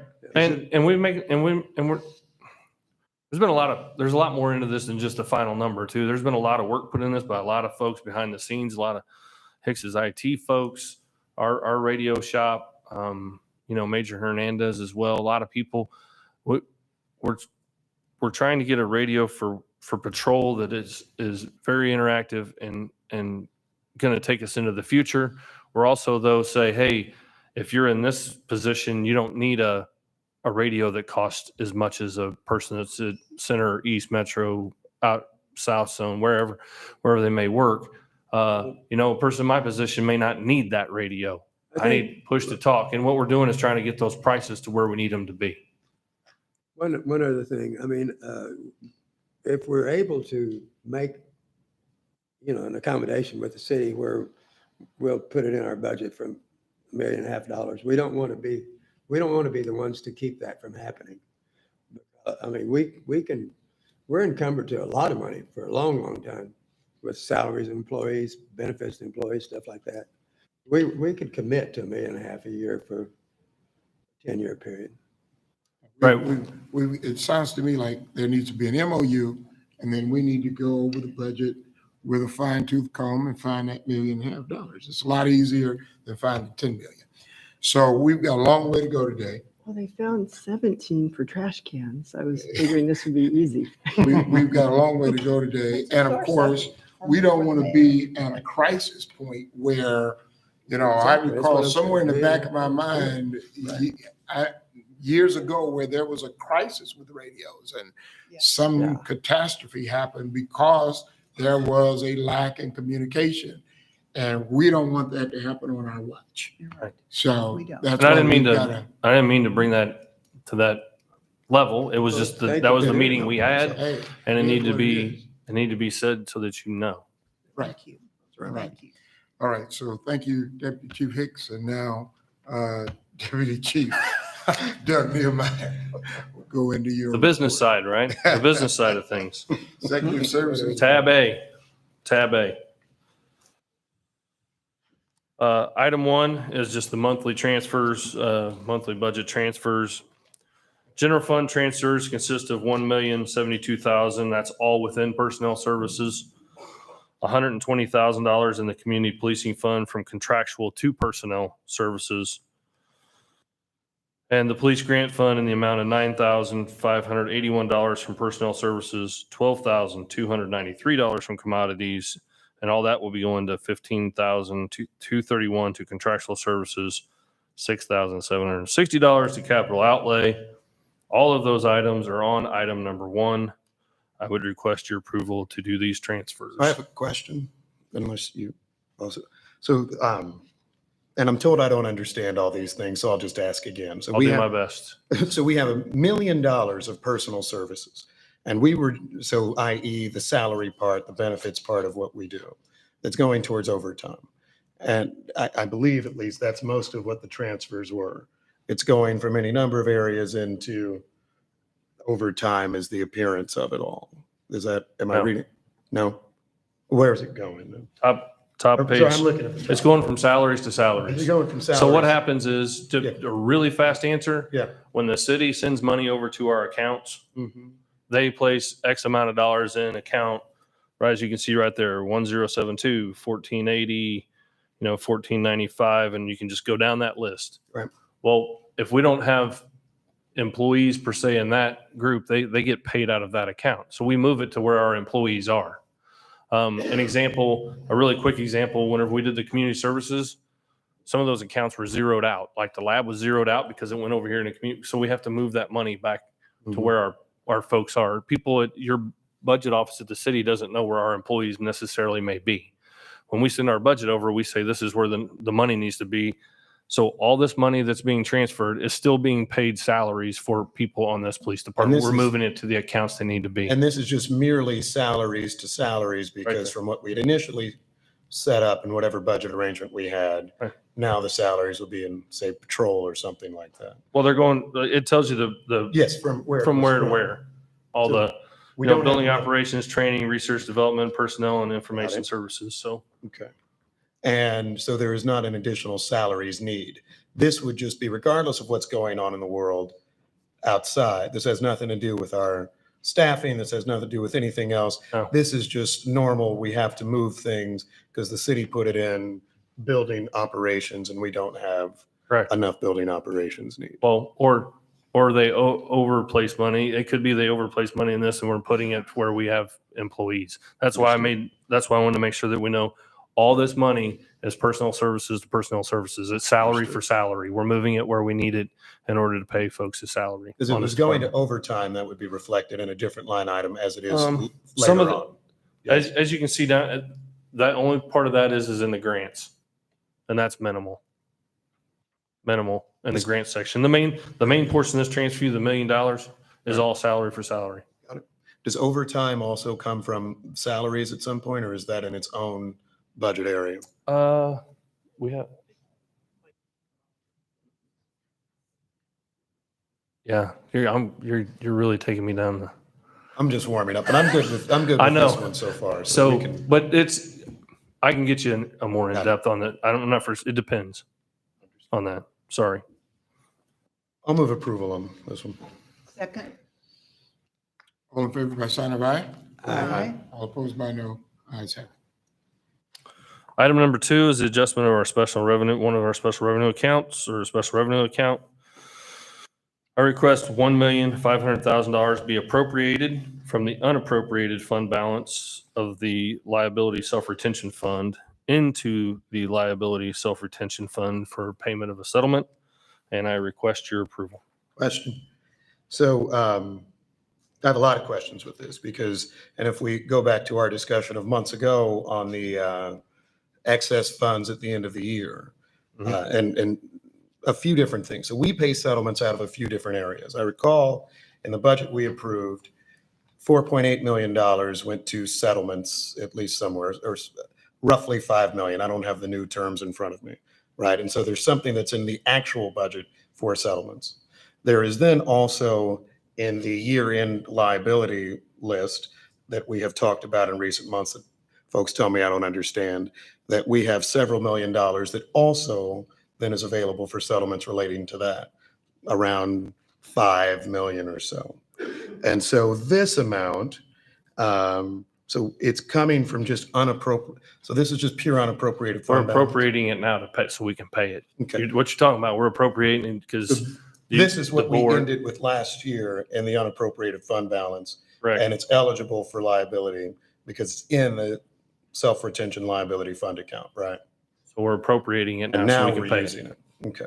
Understand that point. Okay. Question I might have, well, there's a budget question I can save for a later time, which is why don't we just make the $4.8 million settlements account, knowing that year after year we've had more than that to pay out in settlements. Why don't we just estimate a higher amount more consistent with potential liabilities that the board may incur rather than using the unrestricted fund balance or unappropriated fund balance? That might be one question, but my today question is, and I've read up the case law on this, we are allowed actually to get insurance again at a certain point without jeopardizing sovereign immunity or any other items.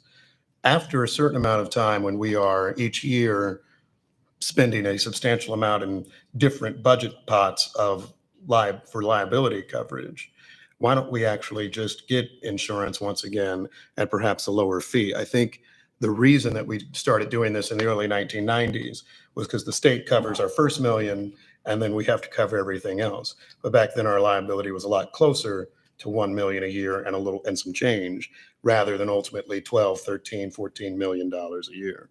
So have we evaluated potentially getting insurance to cover this and perhaps save these amounts? Where are we in that? And maybe that frees us up some funding for something different. But We had looked at that insurance in the past and the costs were much higher than we could afford. Maybe insurance markets changed since the last time we looked at it, but it was just not feasible. And so it would be more that in excess of the extra, let's say 5 or 6 million a year we're leaving sitting in, I guess, unrestricted fund balance at year end to cover. I don't know what the current numbers would be. So I might just ask at some point we evaluate that anew, and perhaps get more quotes relating to that. And I mean, we can look into that, or the finance department can look, or fiscal department can look into that. But I think, as you just said, I think that was a decision that the board discusses and makes, whether we have insurance or we have self-liability insurance or something of that nature. We should know what the new requirements are. My recollection is similar to David's, but my experience is older than David's. But it's very hard to buy insurance for police departments. And a lot of times we were able to get reasonable insurance to defend, but not for settlement. But I agree with him that we Yeah, might we as ought to well. look at it. Well, we ought to look at it for one thing, but we also ought to kind of put a bigger number in our settlements so we don't have to do these transfers. Okay. I'll report back on both of those items for you. Can I still request that we transfer this one so we can make the payment though? I move approval. Second. Been moved and second. All in favor by sign of aye. Aye. All opposed by no. Ayes have it. Item 3 is the adjustment for our account for the Jackson County Drug Tax Unit Fund. This was brought up as well. This is the end of the year fund. I request a sum of $151,007 be appropriated from the unappropriated fund for capital outlay and use of purchasing vehicles for our DARE unit. That was what was requested with the overage of funds or the end of year funds. That came into question. That was one of the mayor's questions from his office about that. I looked into that significantly. We discussed it. Part of the reason that happened is we forget that we had funds left over just like the city did from COVID. The DARE program had money going whenever you're not necessarily in school from those years. So we had some money that was left over at the end of years. I could break down the entire, it's in the board book as well. You can break down the entire years, but this is the leftover funding from those previous years that whenever, I guess what I'm getting at is you had asked me about this, where's the 151 come from? We discussed it with them. And a lot of that had to do with things weren't open. Schools weren't open. We weren't spending the money that we were spending. So with that being said, is the DARE unit, and you've seen a few of those cars, they greatly need to be replaced, and that's what they asked for, and that's what we'd like approval for. I move approval. I second. So probably moved and second. All in favor by sign of aye. Aye. Aye. All opposed by no. Ayes have it. Item number 4 is radio tower backup battery replacement. If you remember correct, we did this a year ago. In fact, I think we replaced the last year. We might have replaced the ones on the 29th floor of City Hall. This year, we're replacing 4 more sets of those. We're in year 2 of this project. It's a 3-year project, 4 sites each year. The total cost for this project is $254,528.73 for to purchase and install the batteries from Ash Battery System. I request your I'm going to ask a question about that. You know, with all this information and technology about batteries, have we considered some of the new solar packages that have the larger batteries and longer life because it's powered by solar? I don't know. I don't know if we've talked about solar powered batteries. I know these are some pretty intense batteries for this is what runs our cell towers. These are the backup batteries whenever power goes down. I understand. So I will, that's another thing that I don't know if we've discussed solar. I'd like to see us look into it because, you know, these are quite expensive. And while it's the norm, I think solar is going to become the norm. So I would ask us to at least look into it and bring a presentation within the next 90 days or so as to how we would get a different kind of a battery powered by solar, how much our savings would be over a 10 or 15 year period by doing that. I'll bring that back. No, I think we should pass this, but I just thought this was a good time to Good idea. address bringing that up. One quick question. It's listed that these towers are also used by the fire department in the city of Kansas City. Everyone. So if I was, we maintain them. You maintain, so just like the radio shop takes care of all the. Got it. Was there any thought on just having us pay for it instead, or is it just that the department by maintaining them ends up in essence being the possessor of the tower and thus does the budget request for it too? If I'm not mistaken, we what's that? No. Okay, that's right. If there's a repair that has to happen at one of those sites, the city pays for the repair, just like they would if we have a building issue. But the batteries, we pay for them. So We maintain them. We did that years ago. That's always just like the radios, anything that has to do with the radio system, handhelds, any of that, our radio shop does. And it's just like I bring that up to say, as Councilman Barnes asked, can we do some things together? We do some things together on the police department for all entities within the city as well. So that's probably not well known to everyone as well on the city side. My thought just might be if the department is trying to cobble together $1.5 million a year, let's say, for a radio sale lease agreement, then cutting out 250 that might otherwise be a cost that the city could bear might be an addition and add up to it. But we'll just think about I'm that. happy to pass the cost on to you. I figured. But it needs to be in the next budget. Right. I'm happy to pass that cost on. But yeah. I'll second Commissioner Dean's motion to approve. I caught you in the middle. I move approval. Second. It's been moved and second. All in favor by aye?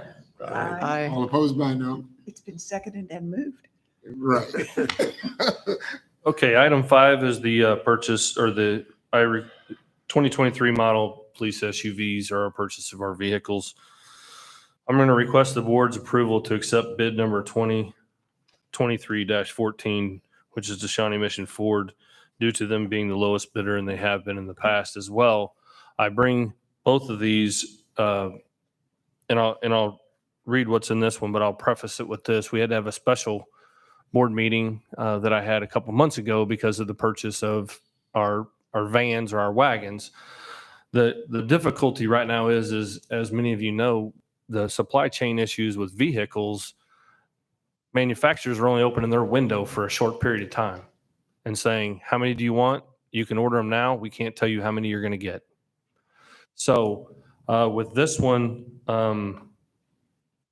we did not, with the wagons, we did that. With this one, that window opened and closed. So what we did was made in a request. We haven't made the agreement because I need the board's approval on that, but we made the request. And I request the board's approval to purchase 39 vehicles for a total cost of $1,643,538. We submitted our request to Ford on September the 9th with the understanding that we would be able to, I would need to get the board's approval to purchase those. And they agreed because the window to order was so short. And I did not request a special board meeting for that. I think you were already having one, then we had already had one. So they were gracious enough to do that. So we've put our request in for 39. I don't know that we will get 39. It's kind of up in the air, but that's what we've made our request for. And that's what I would like to make our request for that purchase. Can I ask a few questions for you? Sure. One, I'll bring up what I always call the Tolbert reservation with respect.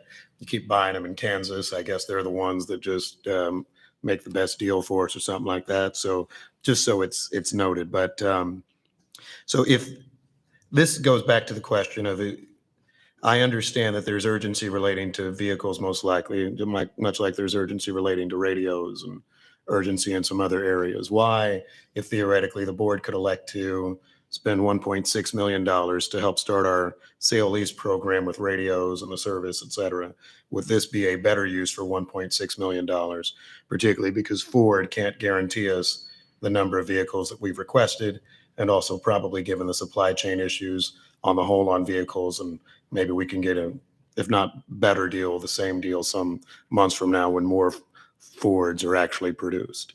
Why would this be the preferred approach? Well, I think because of where our fleet is, I could bring you the numbers where our fleet is. We have officers out there driving around cars with 200,000 miles on it. You may have ridden in one on your ride along. I do. We are in desperate need of cars. It's one of the, if we don't have a way to get officers to calls for service, we can't handle a call for service. I would put vehicles up there right there with our radios. It's a main piece of equipment to do our day-to-day job operations. Can I ask a question relating to that? Sure. If Ford comes back to us and says, we're to full in orders, we can only get you 17, something of that sort. What? I'll let you know immediately. Okay, and then that frees up the funding potentially to. But we won't know that because it's the way that the odd industry works in the manufacturing. We're not going to know for several months. That's why it was important that we get our order in to see how many we get. And it was important to get in early. It's just like anything else. You got to be the first on the list to be the first to get your cars. So a lot of folks that wait around. I know talking to another police chief here locally, they didn't get any cars last year they ordered because it took them a while to make a decision of whether or not they wanted to order them. So they were down here, their cars never got made. If we get an opportunity on the radios, let us know and let us know where we can find the money. I mean, that's why I bring it to the board just so that those kinds of discussions can start to happen. I just know they have to start happening with folks on the other side of the street as well, so that we can figure this all out on money. And I'll take it all the way back to what the first question was asked is, how are we going to pay our people? And we got to make that a priority as well. So with that being said, I think right now this is the proper avenue to take. Yes, my opinion, I think we need them. So moved. Second. All right. I'm sorry. I was whispering. Don moved and the mayor seconded. Second. All right. You've heard the motion. And my last item, we're going to accept. Sorry. I didn't hear. All in favor by sign of aye. Aye. All opposed by no. Ayes have it. All right. Trying to hustle them all. Item 6 is the Missouri Western Interdiction Narcotics Grant.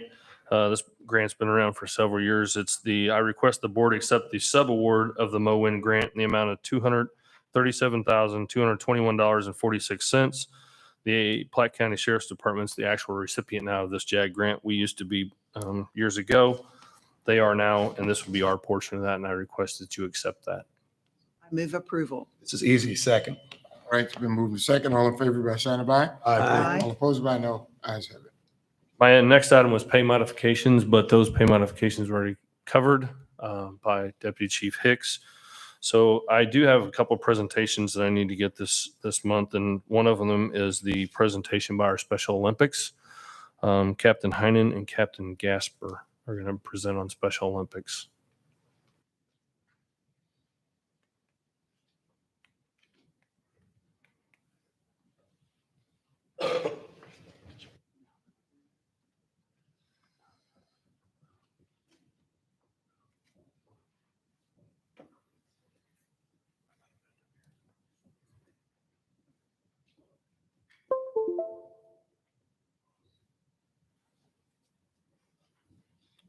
While they're coming, Mayor.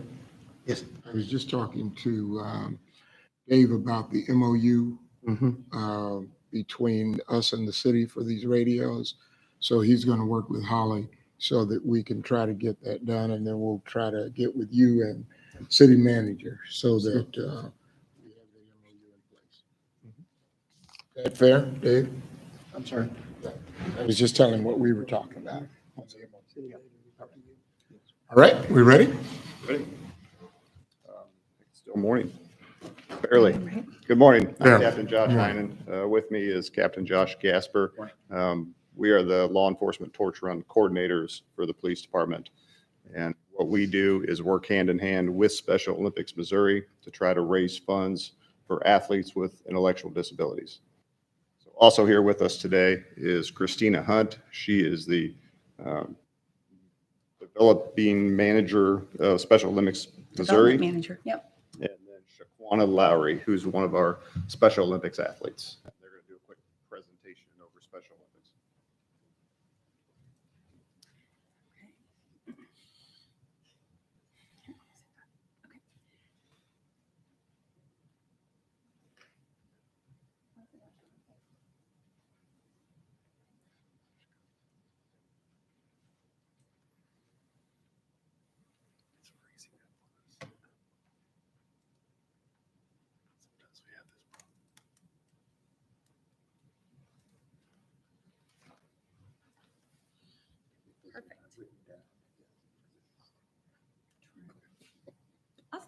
you.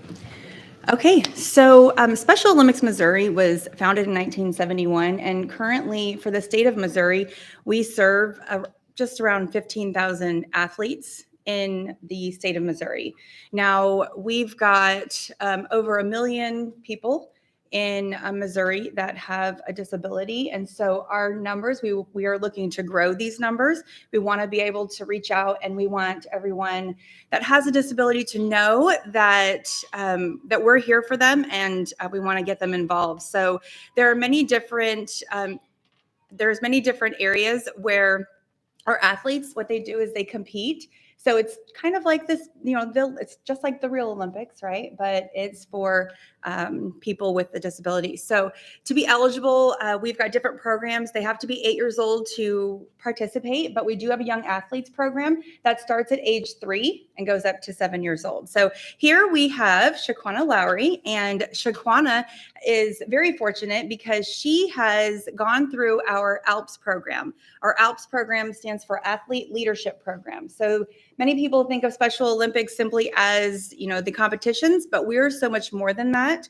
We have a Healthy Athletes program where we help teach the athletes about how to eat right, how to exercise.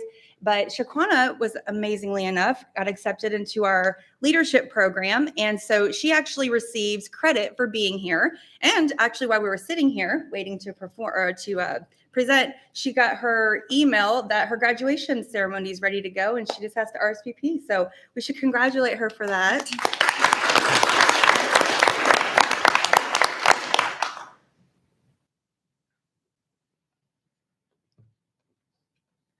Hi, my name is Shaquana Lowry. I'm here to talk to you today about what Special Olympics means to me. When I started Special Olympics, I did not really have a big family, but now I do. I could go anywhere without anyone saying hi to me or giving me big hugs. The biggest thing that it has given me is my parents. They would not have taken me in when I needed them, and if I haven't been on their team and gotten to know them. What I am most proud about is being able to go to USA Games in Seattle, Washington in 2018 for track and field, in the 2022 USA Games in Orlando, Florida for bowling. In Seattle, I was competing in shot put, and I threw the furthest out of all the women from 50 other states, 8.3 meters. I did the exact same thing with mini javelin, throwing it 18.6 meters. I have since thrown the shot put 2 meters further at 10.3 meters. Special Olympics has given me the opportunities to be a leader. I have learned to give speeches and use technology and help my teammates when they don't understand something. Thank you for allowing me to speak to you today.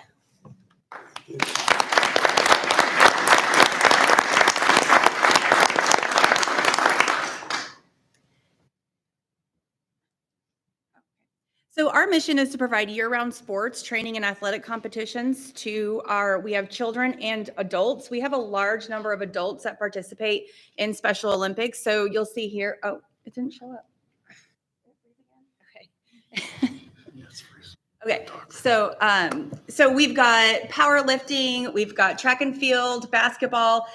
Coming up, we have bowling, which is incredibly popular with our athletes. And we also have on October 11th, we've teamed up with the Kansas City Chiefs, and we have a flag football clinic. And we teamed up with the Royals. We did a baseball clinic.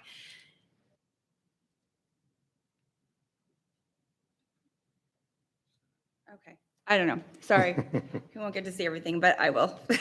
Okay, so we've got local competitions. We have area competitions. We have state competitions, and then also the United States and world competitions. So we did have world games for this year, but it was in Russia, so it got canceled. So. Okay, what is law enforcement torch run? So this is where the police departments come in. So we call it for short LETR. LETR is a unique partnership where Special Olympics actually partners up with law enforcement agencies. So we have been partners with the Kansas City PD for how long? Since the early 90s. And we've seen, large participation, and we've seen it come down a little bit as well. And that's a large reason why we're here, is because we want you all to know that we want you to help and come and participate with us. So, So that's why we're here. We want to tell you more about it, and we want to encourage you all to get involved. So this is, let's see what's next.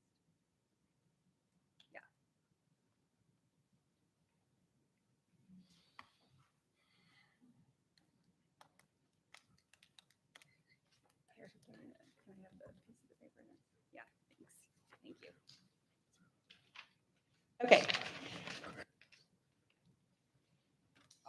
Okay, so we're about a year behind in our numbers. We usually are, but in 2020, the worldwide movement of the law enforcement torch run raised more than $43 million.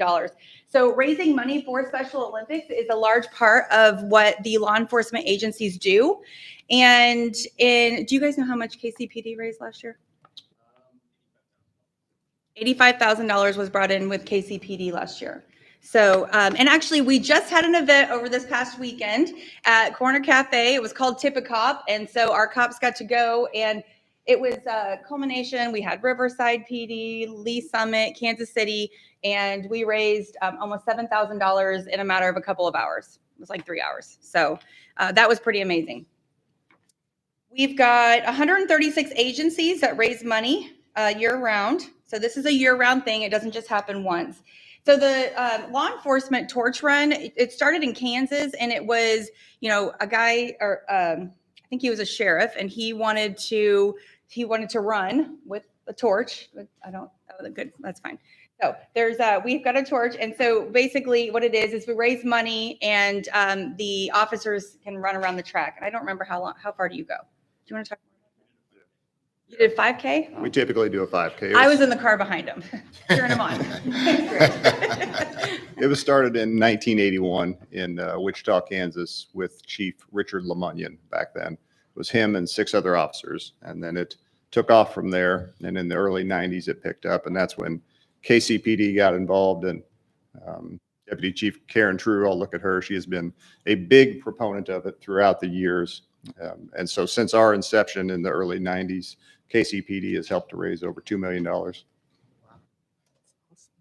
Yeah, so there's 2 goals for the LETR, and that is to raise money, but also increase public awareness about the athletes of Special Olympics. So that's where the partnership comes from.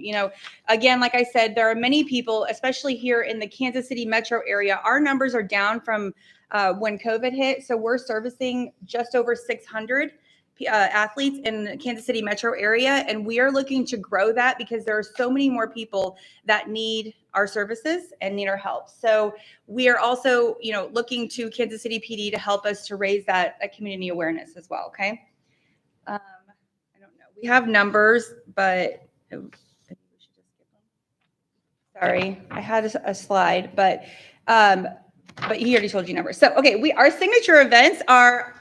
You get really excited, okay? So first of all, right now we're doing our Drive It Home raffle, and that is essentially for $5 you can win a truck. It's a 2022 Ford Ranger. It's brand new, and we're very excited. Actually, Captain Heinen over here, Ray, you sold over $800 in tickets this weekend for the truck. So it's a statewide event, and it's really exciting. So you can get in touch with these guys, or you can go to our SOMO website, somo.org, and you can purchase tickets on there as well. We also have our Polar Plunge coming up. Now, there is usually a KCPD team. However, I will tell you that Riverside and I believe Platte County and Platte City are really kind of in competition right now, and they don't really consider KCPD a lot of competition. So I'm hoping we can change that. They raised over $7,000 last year just for the plunge itself. And so, so participation in that would be pretty awesome. But all you got to do is, put on an outfit and run into the ice cold lake. It's not a big deal. You come back out and then you raise money. I mean, really, it's a lot of fun. But I honestly, pay money not to do that. we'll take your money anyway. It's really fun. You can take the money to put it on one of the members' teams. Let's do that. 100%. So those are some of the LATR events that we have coming up. Go ahead. So last year for the Polar Plunge, KCPD had about 10 members go into the lake, including myself and my kids. So it is an event that is a lot of fun. It's something I'd encourage everyone to come out and support. Now you get to go straight into the tent, which is really, really hot. So you get to warm up. And our athletes will greet you. So bring a robe. They'll hand your robe to you once you get out and you can go, guys, it's a lot of fun. It really is. So it's a great time. But there's other ways of fundraising. Like I said, the Tipicops, there's dress down days, which is, a department-wide thing. So I know that doesn't affect those out on the streets, but, having a dress down day might be a fun way of raising awareness about Special Olympics as well. And we have events called Cover the Cruiser. That is a fun one. We're trying to get going. We have to partner with the schools to do this, but basically we have a competition between two schools at a football game or a basketball game, and we see who can pay. Every icon is $1, who can cover the police cruiser fast or with the most, who can raise the most money. So that is, it also works because you have like 2 different police departments and 2 different schools that are on the same team, and they compete against each other. So, you'll see on the screen here, that is our Somo Fall Party. Wanted to personally invite you all because this is just a fun party. We've never done this before, but we've partnered with Kansas City Parks and Rec and CMC Trucking, and this is a free event. We are literally going to be playing games. It's going to be at the bandstand at Swope Park. So bring your family, invite everyone you know. We want you to know that you're invited. All of our volunteers are invited. We're going to have our athletes and their families there. Knights of Columbus also partners with us. So they'll be there with their families, and a huge community event. Again, we'll have some yard games, and we want you to know that you are invited, and we hope to see you all there. So a big portion of what we do for Law Enforcement Torch Run is to raise money. But one of the other joys that we also get is to attend the events themselves, like the sporting events. And they always invite officers to come out and put medals on the participants that win and to encourage them during the event. That's a big part of it, is just getting to be there and seeing the looks on their faces as they participate and how much joy they get out of that. Our next event is the Polar Plunge that we currently have scheduled. It's January 27th.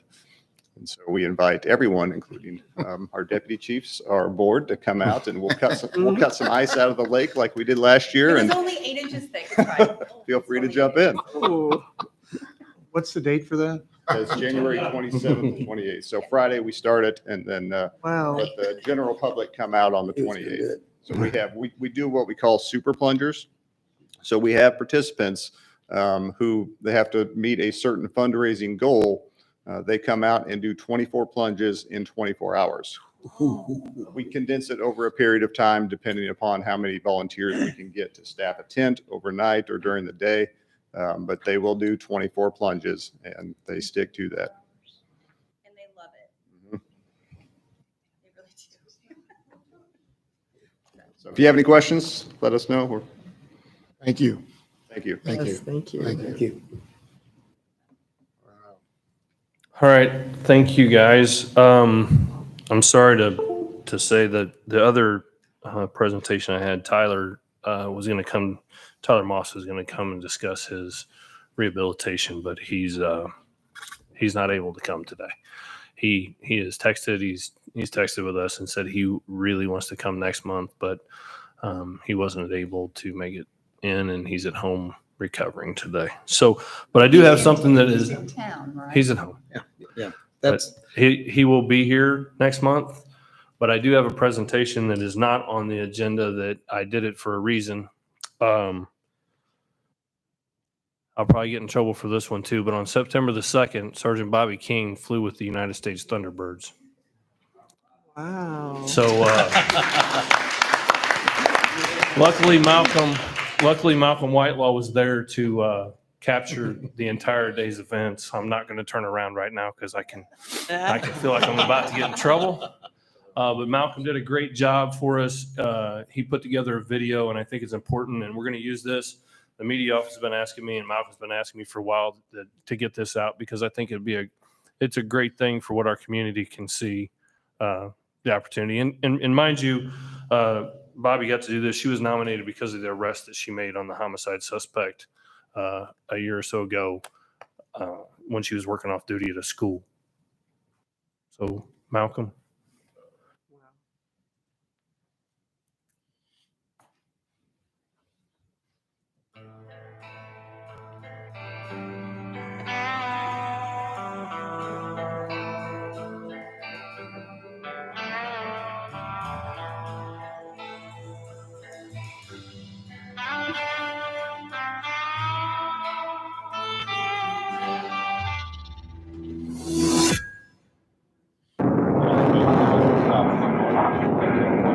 Let's do it. Let's see what this is all about.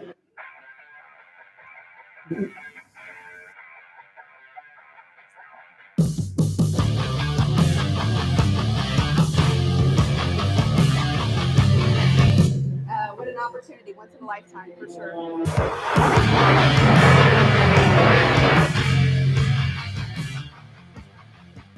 Bobby embodies the warrior ethos that we look for.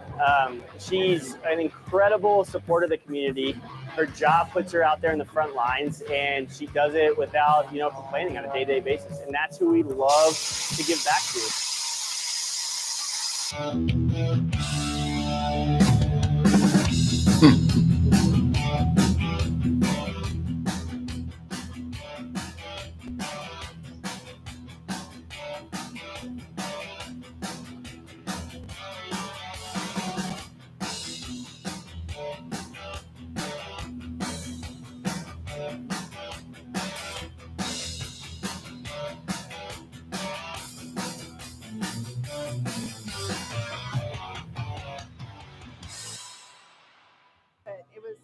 It was pretty exciting and quite an adrenaline rush. This is probably the best adventure of my life. I can't thank everybody involved enough.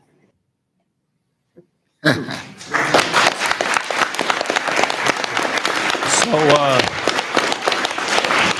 not that I'm not already gonna hear about this enough. As soon as I'm gonna ask if Bobby wants to come up and talk about that, as you might have some questions, and then Commissioner Tolbert, before she leaves that, I'm going out that door. Okay.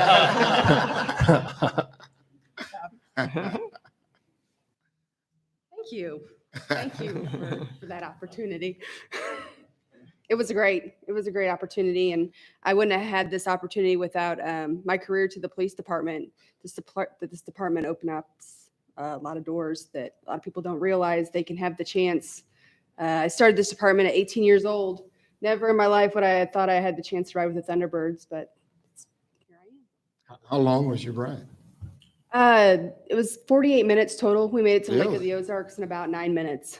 Wow. Yeah, it was great. And they let me fly the plane, or the fighter jet. So it was pretty neat. Wow. And I didn't pass out. A lot of people asked if I passed out or I vomited, and none of that happened. I've done both. Excellent. We're proud of you. Yes, good job. Thank you. Thank you.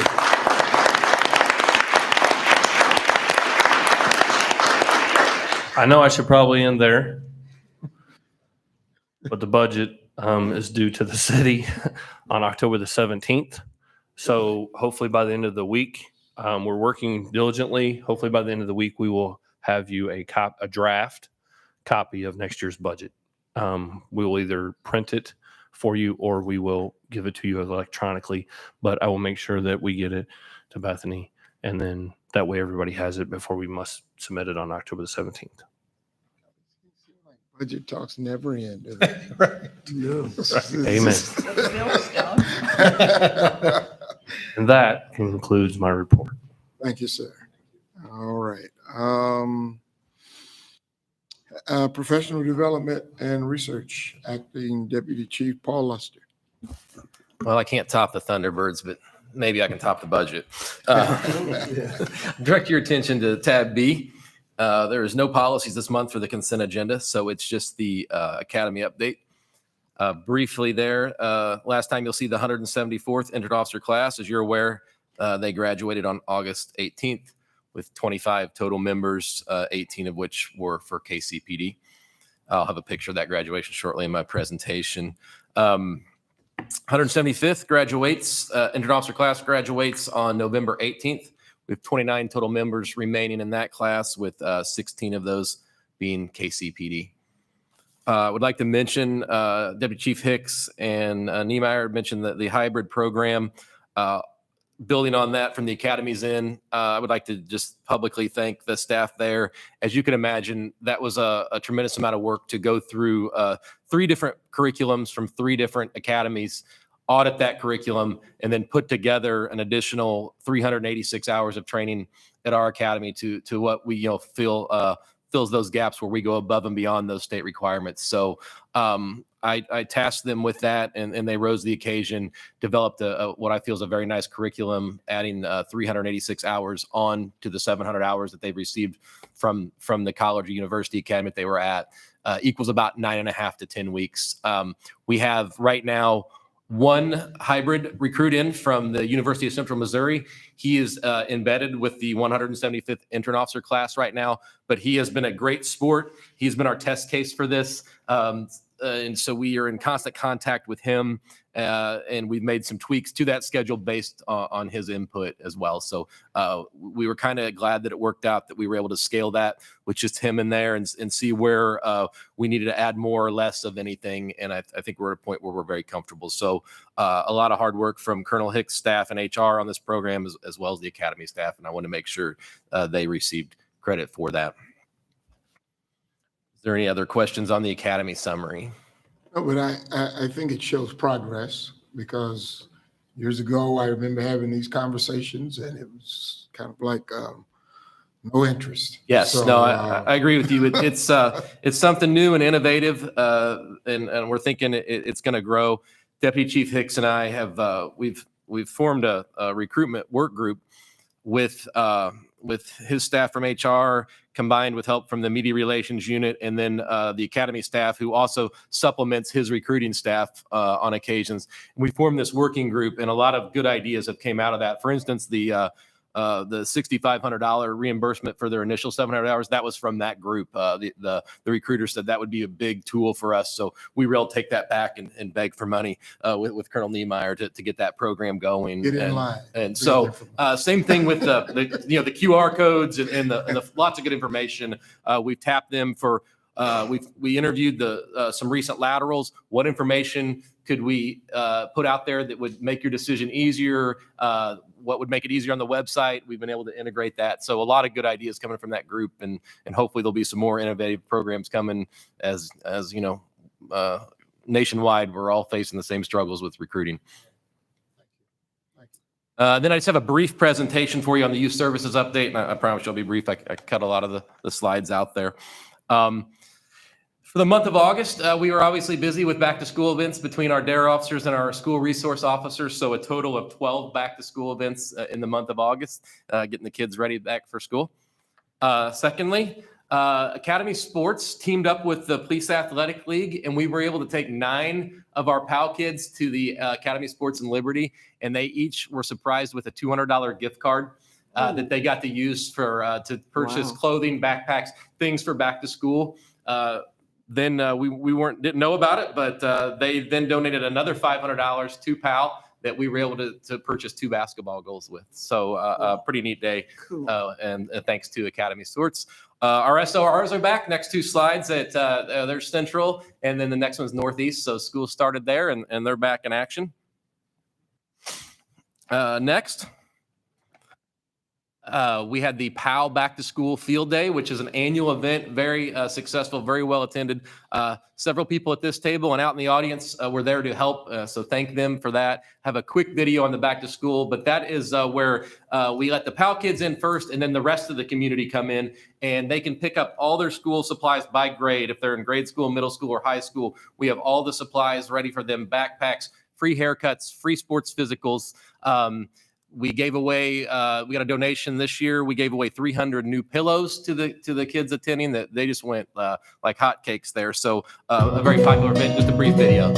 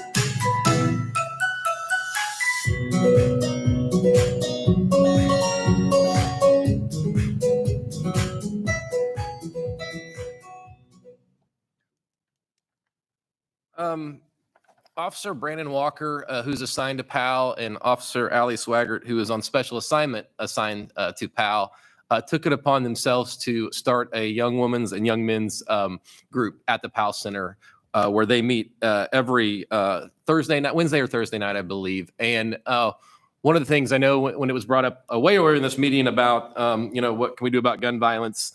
And, it's the accessibility of firearms and the lack of having conflict resolution skills. That's one thing that they're talking about, mental health, healthy relationships, conflict resolution, decision-making. So they took it upon themselves to form these groups, and they've been, as you can see, very well attended at the PAL Center. So it's something that kind of an additional program we wanted to bring in, and we think it's very worthwhile, and we'll hopefully see that attendance pick up even more. We have some tutoring back at PAL, thanks to our two of our chaplains, Susan and John McCann. They're offering some tutoring services at PAL. It's a program that we've had on and off every year, and sometimes we have trouble getting the actual tutors there. So we're excited to have that opportunity again this year to put that emphasis on academics as well with our kids at the PAL Center. Also, basketball is back. We partnershiped with American Ballers founder Sean Birdsong, and he is doing a weekly basketball program, reinforcing teamwork, discipline, good sportsmanship. And I don't have a slide for it, but we've also partnered with the DEA's Educational Foundation, and they have a martial arts program going every Thursday night at PAL too, where they're also doing some drug education as well. So trying to get back into some formal programming there at PAL. It's been going very well. Last thing, I've been keeping you updated all summer, and they are now seeing the rewards of their labor there with the garden at PAL. So they've been able to harvest some fruits and vegetables later in the summer here. So thanks to a lot of people for getting that garden back up and going. It was in disrepair, if you remember from earlier in the summer when I was showing you slides. So a lot of people have stepped up and volunteered and got that going, and there they are. This is the active shooter training that members of our youth services units were able to do at all the schools right before school started. So this is a program where they go in and they're trained to go in and train school staff on active shooter. We were able to send more people to the train the trainer sessions this year. So next year, we're hoping to be even in more schools. And it's a program that we offer for free. So if anybody's listening out there and would like that at their school, let us know, and we'll happily do that training for them. But numerous sessions there in August. Next is your upcoming PAL events. We have the Gala, which is a partnership with Kansas City, Kansas. PAL, one of our major fundraisers. That's on November 12th. And then we'll also be doing some things for the holidays as far as meal deliveries and a holiday event. And I'll have those dates to you as soon as I get them.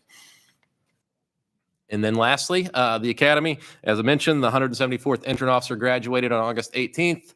Here's a couple of pictures of their graduation ceremony. If it'll go, if not, nobody, there it is.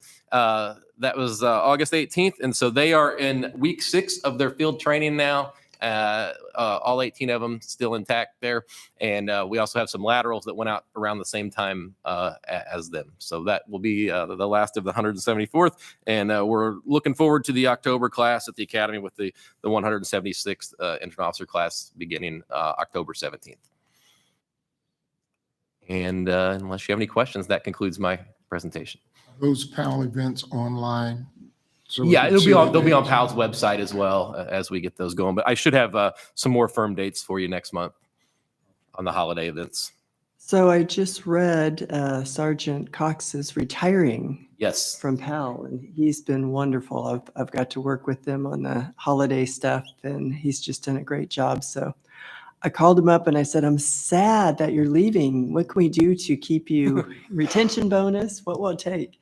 And he said, well, he's going to stay on board as an executive director for them. Yes. So we're not really losing him. So Yeah, I we was couldn't really get super rid of him. excited to hear that. Yeah. He's done a lot there, and he had the opportunity for this executive director spot, and we have met with the PAL board. We think it'll be a good fit, and we're excited to see where it goes. But a tremendous asset. He will still be there, and I think that'll make the transition easier for the next person having Skip there as a resource for him. But a big shoes to fill. I'm excited about the holiday events coming up. It's really neat seeing the kids at that and how, the smiles on their faces. It's just amazing to be there and be part of that. Yes, So, it is. I thank you, 100% agree guys. with you. When you go to those events, quite humbling. We were surprised. Colonel Niemeyer and I were talking at the back to school event, how thrilled they were to get the pillows that were donated. The smiles on their faces to get a new pillow was just unbelievable. Very, very humbling, and it's fun to be a part of. Thank you. All right. Thank you. Office of General Counsel, Ms. Holly Dodge. Good afternoon. Afternoon. I am under tab B with the monthly summary. That's all I have. If you have any questions, let me know. That's it. Thank you.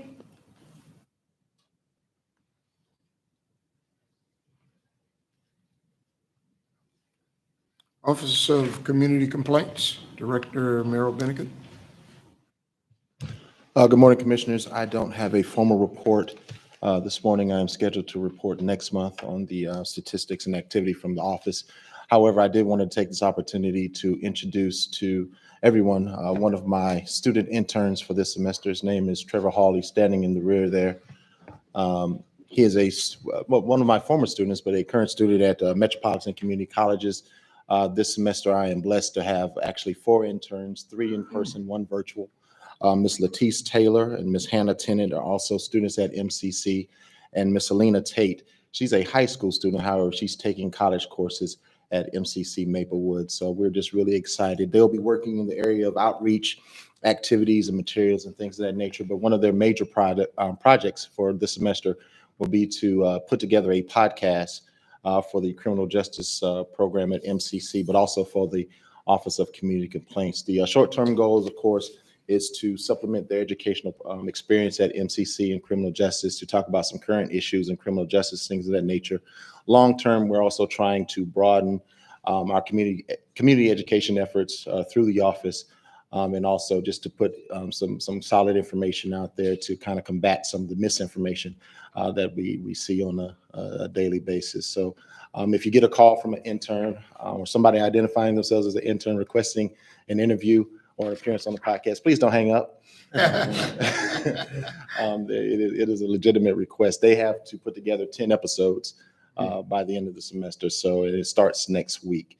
So we're really excited about that. They've been doing tremendous work already. So I just wanted to introduce, if you see Mr. Hall poking around, please don't kick him out the building. He's one of mine. All right. Thank you. Thank you so much. That's all that I have. Awesome. Thank you. And it should be known that I got a chance to talk to him right before, and he actually started in high school at that. They've been here before, and they were at our academy yesterday, but the Northland Career Center that has come and presented that he started there.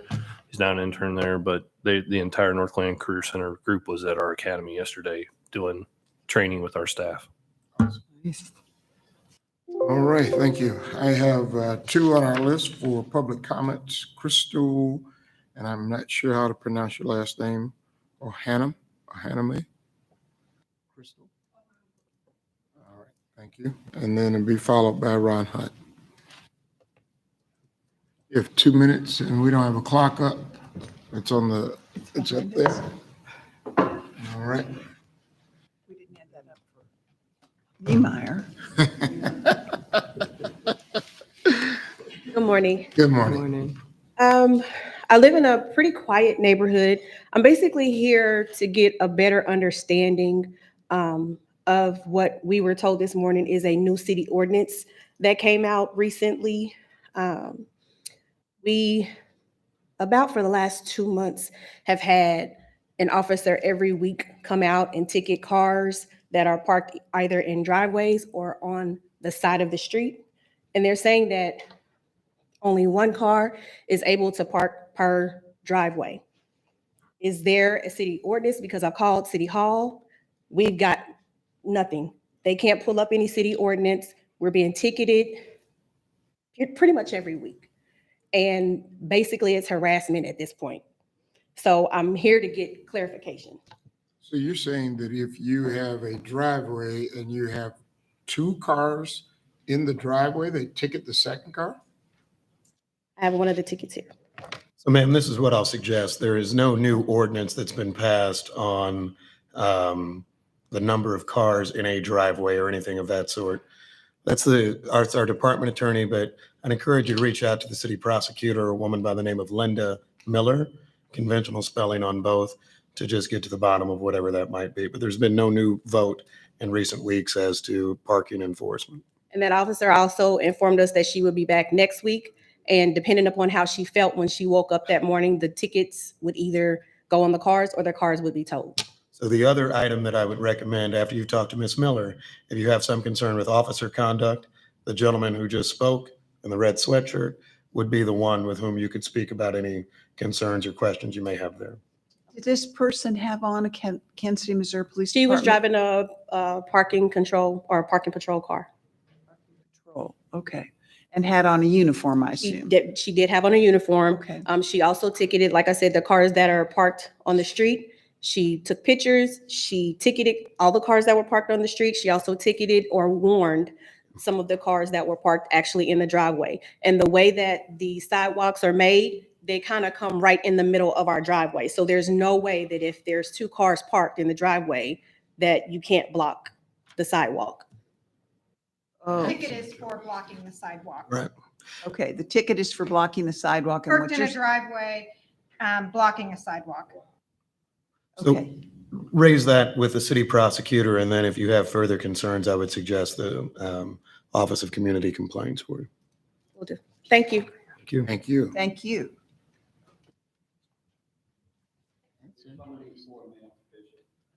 How many 4 minutes? Because She left you 30 seconds. You can have 2 minutes and 30 seconds. I'm really happy for Bobby Kidd. In the next 10 years, she might be the police chief. The next 10 years. Okay, here's what. Let me get this over with. October the 15th, okay?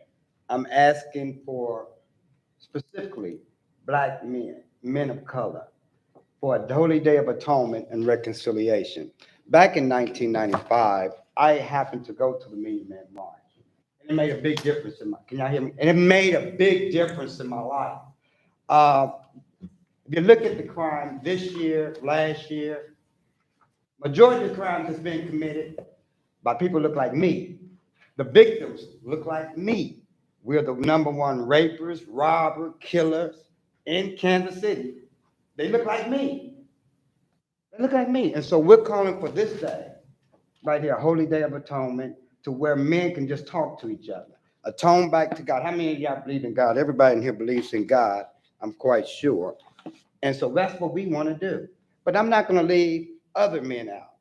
There's some issues. Y'all really, really want to get to the heart of the core of the matter? For men, you got to get rid of white supremacy. That's it. If you can't gloss white supremacy over with a speech or anything else, you can get rid of a bad gang member. But if you don't get rid of the whole gang in and of itself, the next one's going to rise up. And that's what I'm saying. If you can look at, if you want to be talking about fair and equality, look at this up in here. You can start right here. Let's be fair. Let's be fair, men. There's some great men and women in here that I do believe in. Y'all do great, great work. But the information that I get from officers that work here, they working in horrible conditions. This is what they tell me. So I'm just saying, don't make our job hard. I want young people to join the force, but don't make my job hard. When we get this type of bad news about the police, it makes it hard for other people who want to recruit and have a safe, drug-free, economically viable community. So nobody wants to talk about race. Nobody, it's uncomfortable. But I'm telling you the truth. I'm telling you the truth. I'm not an elected official. I don't work for anybody. I work for myself. I don't want your money. But to be fair, this panel up in here got to look a lot better. You can start right here. That's what you do in terms of money. Go out and do fundraisers. I mean, the taxpayers, and I want police officers. We want police. We want you to have radios. But all the fundraising stuff, at least take some initiative to try to do some fundraising. That way we can see as taxpayers, hey, the police is trying to become self-sufficient. They're not just hanging on the breast of taxpayers. I want the police to do well. But if y'all in error, I'm going to tell you, man, you're in error. It's just great women. I like Bobby King. I like Nim. I like all of y'all here. But if you're not going to talk about race and equality, we'll be talking about this for the next 15 years. Thank you, Ron. But I want you guys to come. I really do. It's for every man, because we need to get back to responsibility in terms of our community, our families. What time's your event start? From 11 to 7. I invited Bishop, Mayor, young people's going to be there. Nehemiah, I want you to be. Hey, man, let's come as men. And I can turn to Nehemiah. I talk to him all the time. And we can settle our difference if we have it. But this is the day we need to make our community safe.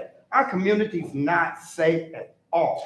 And the problem is people that look like me. And that's our problem. We're going to work on that. But we want our white male friends to come and join us too. If you really We got you, Ron. We got you, brother. Thank you. Understood. And I do plan to be there, Ron. Thank you. All right. Thank you. All right. General discussion from Chief Joseph Mabin. Afternoon. Afternoon. First, I'd like to take a moment to recognize Deputy Chief Mike Wood of the Investigations Bureau. DC Wood will be retiring soon, and this will be his last board meeting. Oh, man. He began his career with the department as an officer in 1990 and have served Kansas City for 32 years. DC Wood has held many assignments within the department, including patrol, tactical response, undercover, and investigations. We're thankful for his service and dedication to the citizens of Kansas City. Thank you. Thank you. Appreciate it.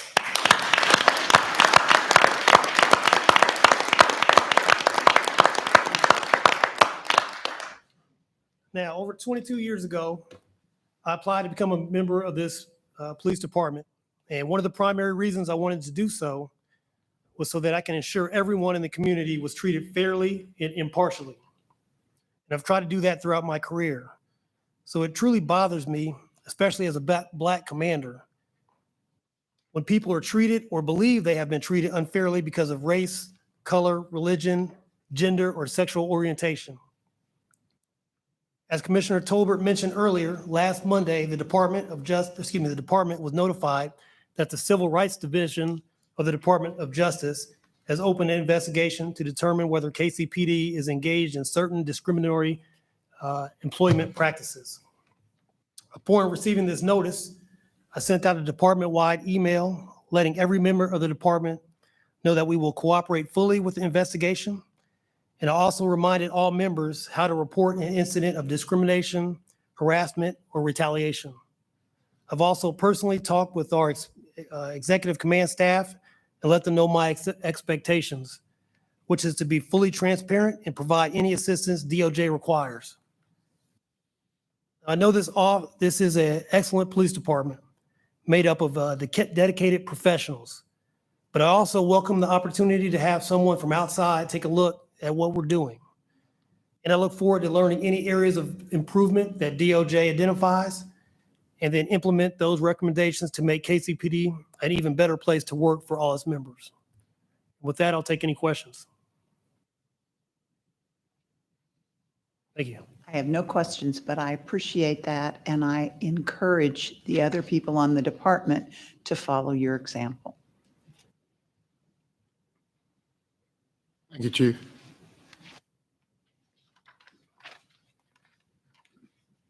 Approval of open session minutes, August 23rd, 2022. I move approval. Second. All in favor by sign of aye. Aye. All opposed by no. Ayes have it. David Kenner? Nothing at this time. Mayor Lucas? We are late in the hour, so I won't come up with everything I have to say. A few things. First, I commend you, Chief and President Tolbert, for your comments relating to the Department of Justice investigation. It is not an every day thing that they do these. That said, we can approach it as an opportunity to make sure that we're the best possible department that we can be for all of our officers, all of them, regardless of color, gender, religion, what have you. And so I thank you for welcoming that. I want to second and truly appreciate what President Tolbert said in connection with making sure that we are communicative with the public and as many opportunities as we can be about what we're doing to make things stronger, make clear reporting opportunities, and to be proud largely of all the improvements that I think you all have continued to make regularly. So I thank you for that. In connection with the money, and I won't get us into a deep budget discussion again, although they're interesting. I have one kind of unifying goal, which is that if we can find enough of those $250,000 nuggets, $1.5 million nuggets, and others, and they add up to something, that is money that can go to people. When we started the year in Kansas City government, we still have lots of vacancies, mind you, but we were looking at snowplow routes not being filled, any number of other issues, through salary improvements, through retention pay increases, through length of service pay increases. I think we have seen very positive results. I encourage us seriously to consider that with the department. I understand the time frame that you've laid out, Deputy Chief, and frankly, that is a very responsible one. And some of us sometimes grow impatient. I will note this. Do make sure as we get into our next round of budget conversations that if we wait till the end of the second quarter to assess what we might be able to have in, for lack of a better term, salary savings, how does that bump up against what council and the public will be reviewing in the next budget request? Will they be saying, oh my gosh, there are, for example, $15-20 million left that we could put into taking care of our officers or any number of things? The budget, the quarters, the time works out the way it will be. But the more we can say that we are doing to make us as competitive as possible in this region and in this country, the better. And when I see pay scales as compared to places like Omaha, even city of St. Louis or some others, I want to make sure that we are as exceptional as we can be, not to mention the nearby suburbs. And by the way, I'm banning Deputy Chief Wood from working for one. If you're leaving us, you got to be out of the game entirely. But I've rambled enough today. I know we'll have more to say. I will say on the American Rescue Plan, I was noted of the fact that while the city's request for additional funding was denied from the state of Missouri, the state did provide $3 million to the police foundation, I think, to help support the mission and the purpose of this department. And I know you all will continue to have conversations how we can help that stimulate some of the concerns that, or address some of the concerns that we've had. That's all, Mr. Chair. Thank you, Mayor Lucas. Commissioner Kramer? Well, I would just kind of agree with the mayor on everything as far as, the DOJ thing. Thank you guys for, being there. And I know me being the newest on the board, I heard these things can take years. So I want to make sure that we are doing the right thing and we can be proud at the end saying this is what we've done to improve even more so. So thanks for taking that serious. And then on the funding as well, I think it's important, we do have an opportunity for that $3 million from the police foundation, and they need that match dollar for dollar. And so I know there's been conversations with the city to use that towards violent crimes and different things where we can make a difference. So I think, again, it's just coming together, working together, and doing what's best for our citizens and people here of our department. So thank you guys. And I'm going to really miss you, Deputy Woods. You've been awesome. And thank you for all your service and all your hard work. Commissioner Wagner? I just echo what everybody said about the Department of Justice investigation. We take it very seriously, do the right things, and I'm sure we will. But as far as Mike Wood is concerned, didn't know you were leaving this month. I mean, this is a little bit too early. I think maybe you should put it off a little bit. But November 1st. but anyway, we're going to miss you. Commissioner Dean? Colonel Woods, I will miss you greatly.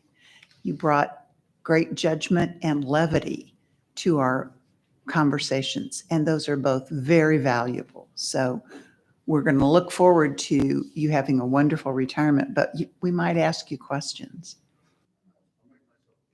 Thank you. Thank you. We've had a great meeting today. Thank you again, Deputy Chief Hicks, for your years of service. You will be sorely missed. Deputy Chief Maben, thank you for being open. And I hope that the entire team heard what you said about being transparent and open, because this is not a investigation that is going to hurt us. As you said, it's going to open up. You always have to have a look at what you're doing from an outside opinion, and then we're able to make whatever adjustments if we believe that they are viable adjustments that can make this department better. With that, thank you. We need a motion to adjourn and then go into close, or a motion to... I move that we adjourn this meeting and go into closed session. I second that. Talbot, aye? Dean, aye. Wagner, aye. Lucas, Kramer, aye. Thank you.